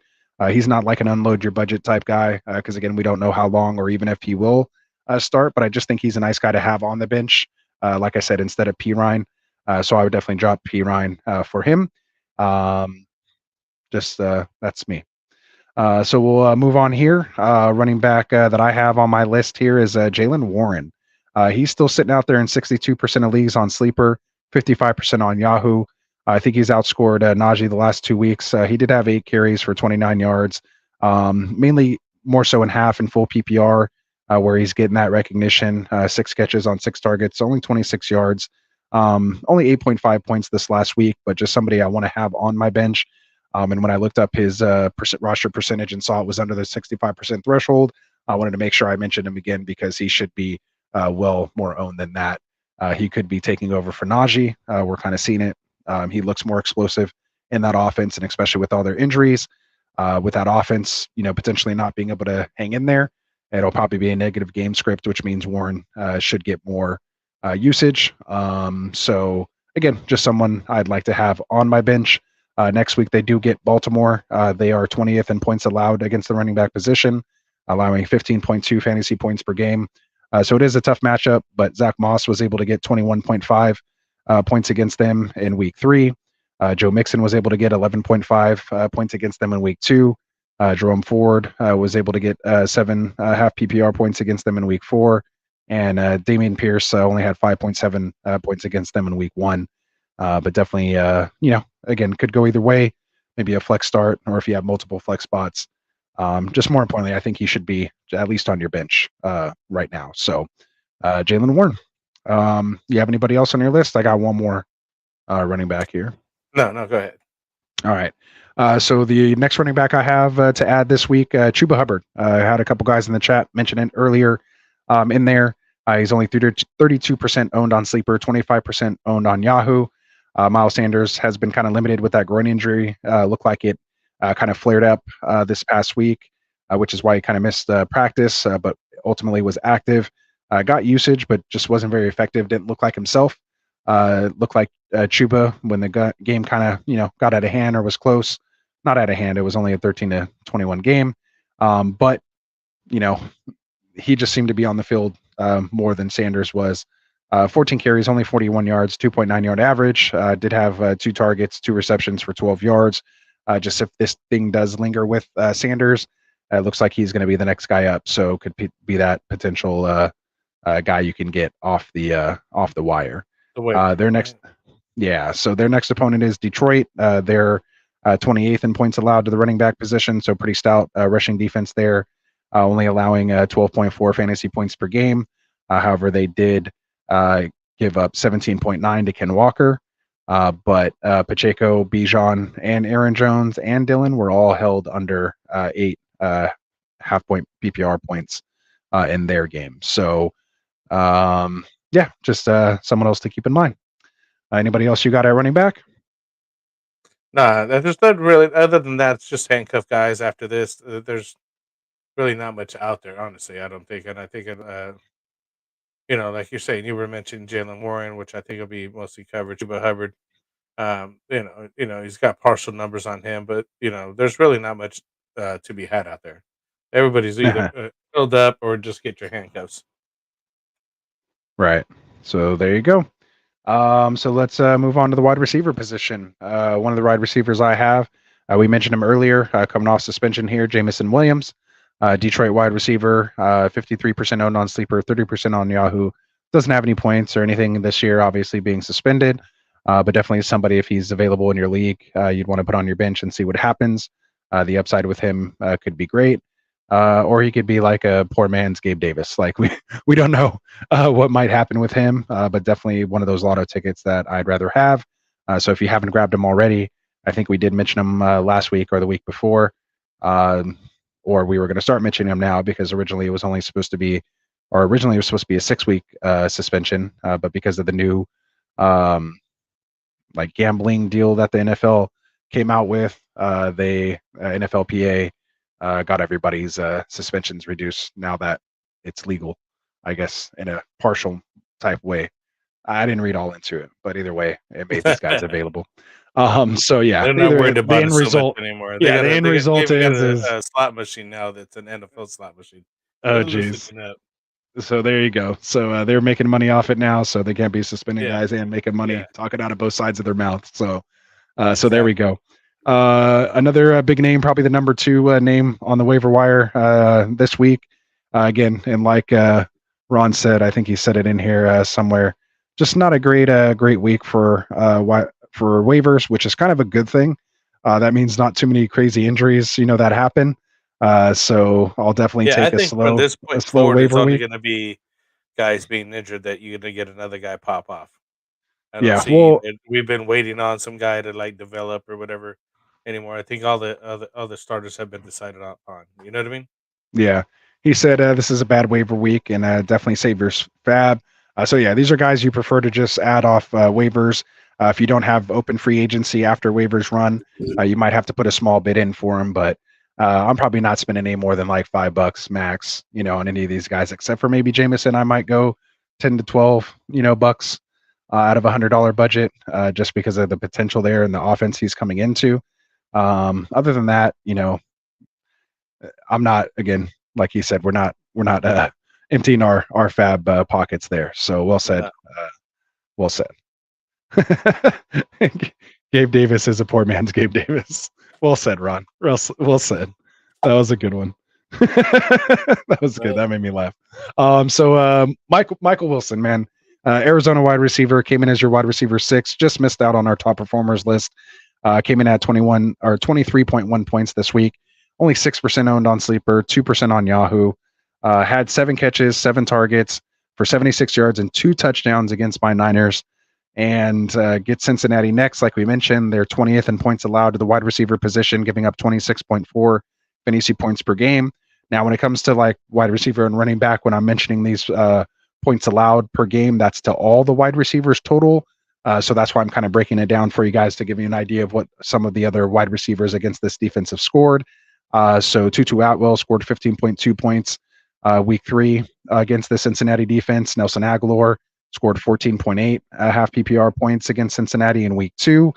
You had Nick Westbrook-Akine score 13.6 fantasy points against them in week 4. Puka Nacua only had 9.7 in week 3. Zay Flowers had 8.8 in week 2. And then guys like Amari Cooper in week 1 only got 5.1. And D-Hop only got 8.3 against them in week 4. So again, tougher Cincinnati pass defense there.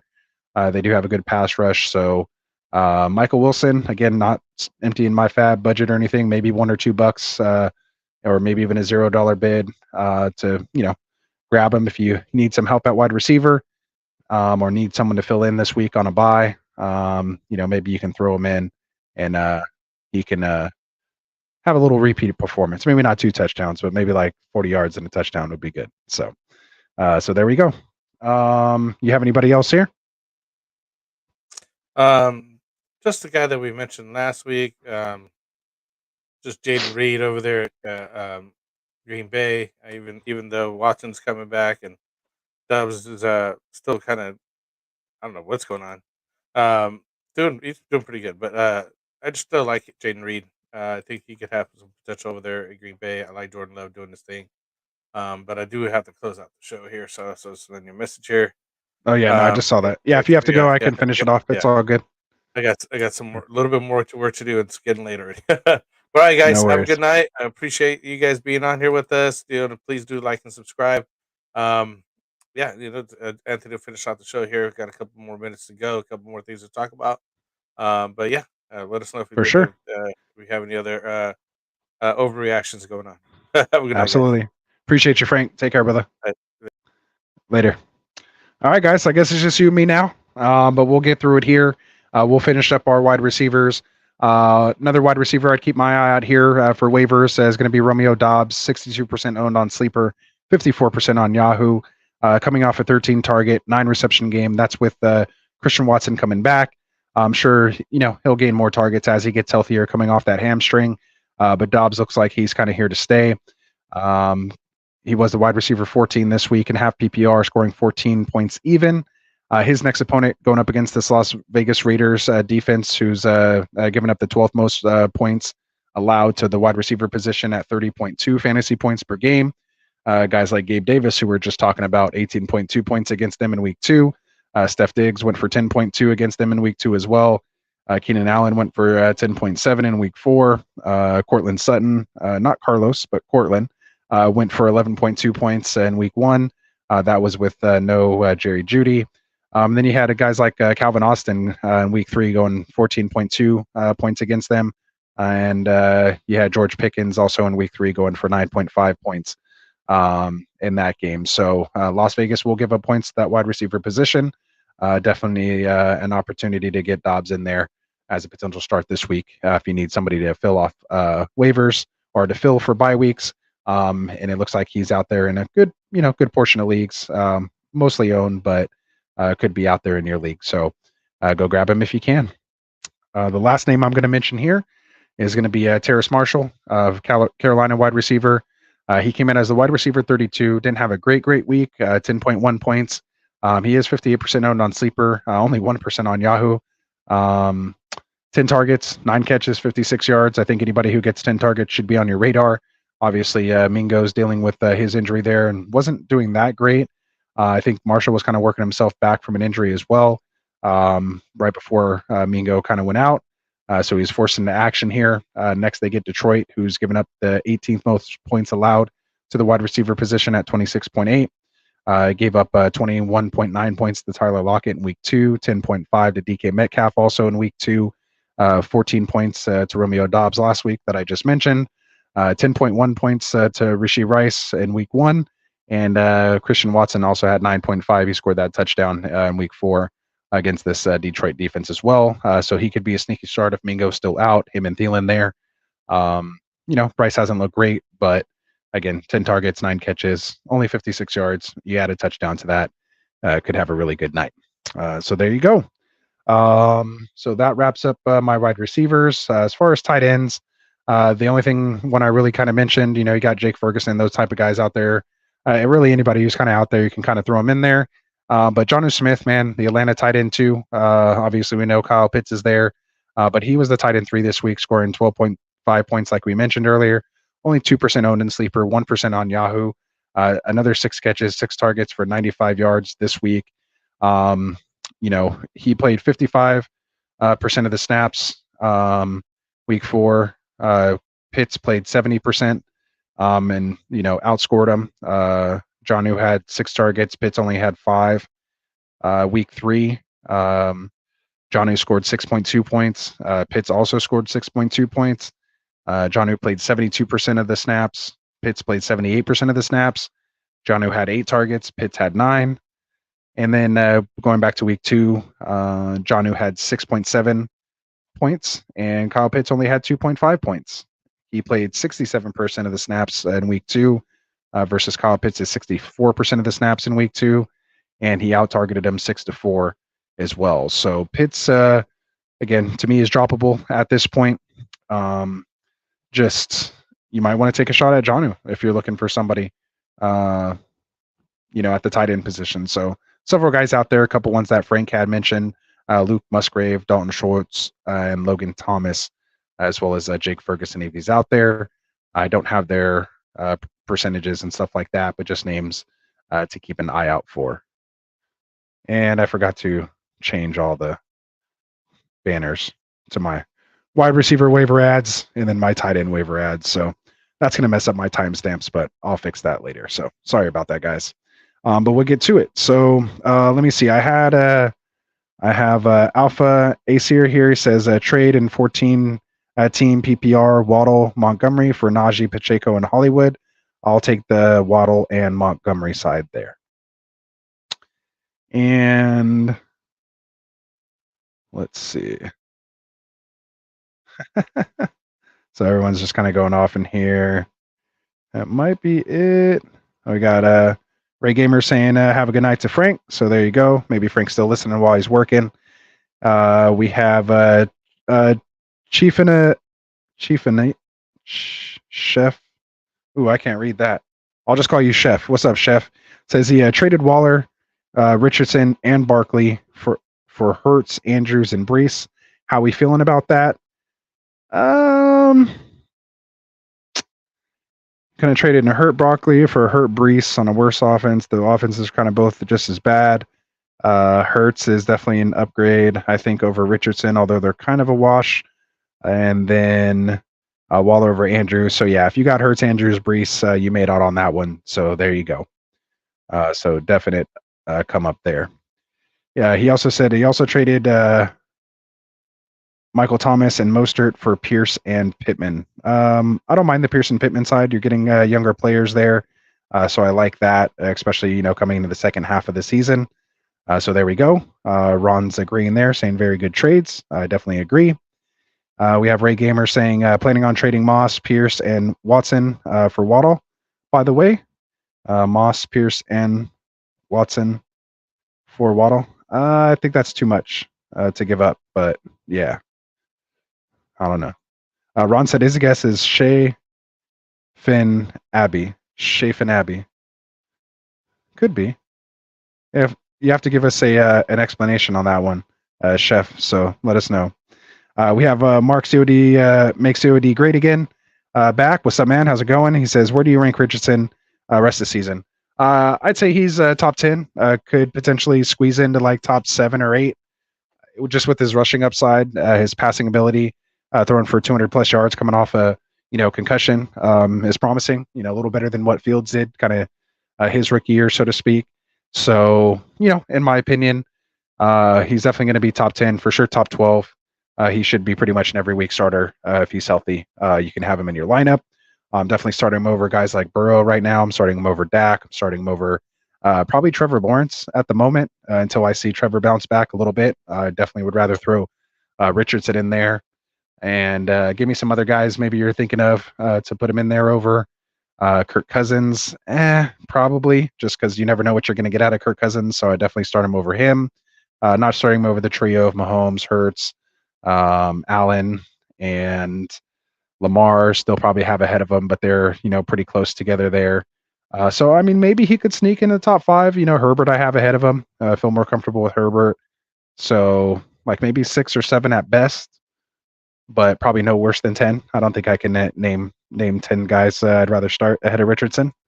And Ron's agreeing. Yeah, about 7 and 10. So yeah, we're about right there. So he's saying, yeah, the others are Cousins, Burrow, Love, and Stroud. So yeah, I have Richardson over all those guys right now. I definitely would keep Burrow and run with Richardson and Burrow. But yeah, I would leave Cousins, Love, and Stroud. Although they're good, and I don't mind those guys. If you have Richardson, you're definitely playing him ahead. I've seen enough. So there we go. Says, yeah, I'm definitely riding with A-Rich. So yeah, so I'm with you there. Have him in a few of my best ball leagues. Didn't draft him in any redraft. Was kind of fading all of Indy. I didn't think they would be able to have as much fantasy production as they've had. I'll take the L on that one. But if you got him, then run to the bank. So there you go. Let's see. So Ray is saying all the person wants is Montgomery from that trade earlier. I can see why. I wouldn't give it up most likely for just Waddle. So just hold on to your running back there. He's too valuable. Too valuable there. And John Squidward saying Aaron Jones was on a snap count, right? I would assume so. I heard he was kind of had his leg wrapped kind of in between plays and stuff like that. So I don't think he's, anywhere close to like 100%. At least he was out there. Didn't sound like he had a setback or anything. So he should hopefully continue to get back to where he was before he got hurt. So we'll see how that goes. Drunk saying Josh Dobbs is a sneaky start. He's been balling. Yep, was definitely talking about there. And yeah, we all kind of miss Brady, man. It's been tough. It's been tough. So let's see. I think that is it. So I'll give you guys a couple minutes here. If you guys want to throw anything, if I happen to miss it, since we have so many guys in the chat here, anything else you guys want to ask before we get out of here, let me know. If not, I want to talk to you guys, of course, before I get out of here about our other sponsor here, man. The guys that make this happen for us, UnderdogFantasy.com. For those of you guys who don't know, Underdog Fantasy is a best ball platform. They have also just launched the Best Ball Resurrection. It's basically a $10 buy-in, $30,000 to first place, $15,000 a second, so on and so forth. We have until the 12th, I believe, next Thursday, before the Thursday night game, to get your drafts in there, as many as you can, up to their limit. Again, $10 buy-in. It's basically going to be a best ball tournament that runs from week 6 through 14. The playoffs will be weeks 15, 16, and 17. So basically, it's an opportunity with what we know now to kind of redraft your teams and maybe get in there and get your opportunity to get that $30K for first place. In addition to the best ball tournaments they have like that, they also have a variety of their pick'em contests. They are a lot of fun. So make sure you guys go check them out. They're higher lowers, they're rivalry picks. It's a fun way to go through your Sunday or your Thursday and Monday pick'ems as well. So those are just always a little extra fun that you can do on top of watching your actual fantasy team. So when you do go sign up, make sure you use that promo code GetRight because when you do, you will get 100% deposit match up to now $500. That offer does end in 2 days. So on October 4th, it will most likely probably go back to a $100 match, but right now it is up to a $500 match. So that's free money. So make sure you guys go in there, use that promo code GetRight, and just make sure you play responsibly. So there you go. Let's see. And of course, I got to give love to our affiliate channels here, man. Again, Fantasy Frontline Podcast. We got Tim and AJ. They should be back soon. I believe he was live this Sunday doing some start-sit questions as well. We have the Check Down Podcast with Cody McGoats, Shirtless Pat, Greg, and the fellows over there. They talk all things football, not necessarily just fantasy. They just talk about football and topics and stuff in general. Real lot of fun. They're here on Wednesdays with us, so make sure you guys check them out, go through them, and subscribe. And then we are waiting for our boy Adam over here at the Dead Zone Fantasy Show. That show is to come still. Has some things going on, and so hopefully he'll get started here before the end of the year, but most likely for next year. He's going to be in here, but you can go start subscribing to him now, turn those notifications on, so when you see him go live, you'll be able to go in and support him, all of us here at Get Right Man. Also, it's very important when we do our 1,000 subscriber giveaway, make sure you guys are subscribed to these 3 guys as well too, to be eligible for that ring, the 1,000 subscriber ring. You guys will have to be subscribed to the Get Right channel as well as the affiliate channels as well. So we will verify your subscription there. You will have to provide proof of subscription in order to get the ring for you. So again, make sure you hit that subscribe button for us, man. We're trying to hit 1,000 subscribers. When we do, we'll be giving this bad boy away. And again, we thank Trophy Smack, our partner, for being able to do that with us. So yeah, I think that might be it for tonight, guys. Let me pop back in the chat here and see if anybody dropped anything in there. We have Make COD Great Again asking, do you think Taylor will be back with the Colts soon? Curious how you view him. We did mention him back in the news and notes, but just to give you a real quick recap on that, I'm personally hoping he gets traded to like Baltimore. That's where I'd like to see him go. For both the Zach Moss owners and for the JT owners, and just for football in general, I think it would be good for him to go there with that team. You know, they should be able to compete. They really need a running back there. And what is really the long term with J.K. Dobbins as well. So I don't think it's a bad investment there. It's not like they're having someone they're just expecting back next year. It's been 2, almost 3 years now in the making with J.K. Dobbins, and I think it just might be time to move on. If they can get a talent like Taylor, to me, it would be worth the second. Maybe they can pull off a third or something, and you know, because they will have to pay him, and then hopefully you can come to terms with that there. But according to the Colts, they say he's going to be practicing on Wednesday. If he chooses to hold out from there, that's when you start getting into the whole have to accrue so many games and all that kind of stuff in order to make it count as an actual year. So, you know, just something to keep an eye on, and we'll see how it plays out. So that's my quick overview on that. So, yeah, we'll see how it goes. He says, word, I'm thinking about trading him for DK, RB heavy, and super shallow at wide receiver. Not bad. Maybe you can get like someone like Amon Ra. Maybe you can buy low on Calvin Ridley right now. You know, maybe even get Jamar Chase for JT with, you know, the Burrow injury. So I'd shoot a little higher than DK right now. Although, I mean, I don't mind DK. But even if you have to wait a game and show that JT is back to being JT, then with and with the way that Zach Moss has been running. I'm sure Jonathan Taylor can easily produce that. So yeah, I would shoot a little higher than DK unless that's just your guy. And in that case, go get him. Yeah, Ron's kind of saying the same thing. Not for DK. Get more than that. See, I told you it's Ron's show. I'm just here for him. So that's all, man. He said, yeah, go get someone like Lamb, something like that. So for sure. He said, I'll shoot for it, brother. Thank you. So it's probably saying thanks to Ron, since it's just there. Yeah, see, don't settle. That's what we're here for, man. We're here to talk it out. Devontae Smith's not bad. I would still even try to shoot a little higher than Devontae Smith. So there we go. Let's see. Yeah, T. Higgins and another wide receiver or something like that. So yeah, there we go. Or any other players you can think of, chat at the flex. So, all right. Well, I think that's it, guys. We'll wrap it up. Just hit the 2-hour mark. Really appreciate you guys coming out here with us, man, hanging out on your Monday. Again, we're here to laugh, cry, gloat, whatever it is, man. Like we said, a lot of times people don't want to hear about your fantasy teams in your real life. So come out here with us on Mondays, Wednesdays, Fridays, and Sundays. Come check us out. We want to hear all about your teams, what you're doing with them. We'll help you make moves and all that stuff here. We're here to get your lineups right throughout the year. So again, I want to thank you guys all there. Frank and I will be back here on Wednesday for our buy, sell, trade show. My favorite show, the roster management show, or as I like to say, the Rasta management show.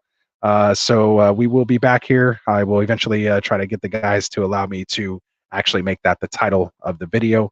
I just don't know if other people would actually search for it if it says Rasta. So I might have to leave it as roster just to get more new folks in there. So again, tell your friends about us, man. We don't want to be the best kept secret. Help us hit that 1,000 subscriber mark, man. We really want to hit that. So again, we appreciate you guys all coming out here, spending your time with us. So for myself, man, for Classic Mike, for Dustin, and for Frank, wish you guys all the best here heading into week 5. Hopefully you took those down here in week 4. And we shall see you guys again next week, or on next Wednesday, just in 2 days. We'll be back. All right, guys. See you later. Wanted to write fantasy is the play. Marking nothing, but I tune in every Friday. Strategies provided, I will lock in every way. So go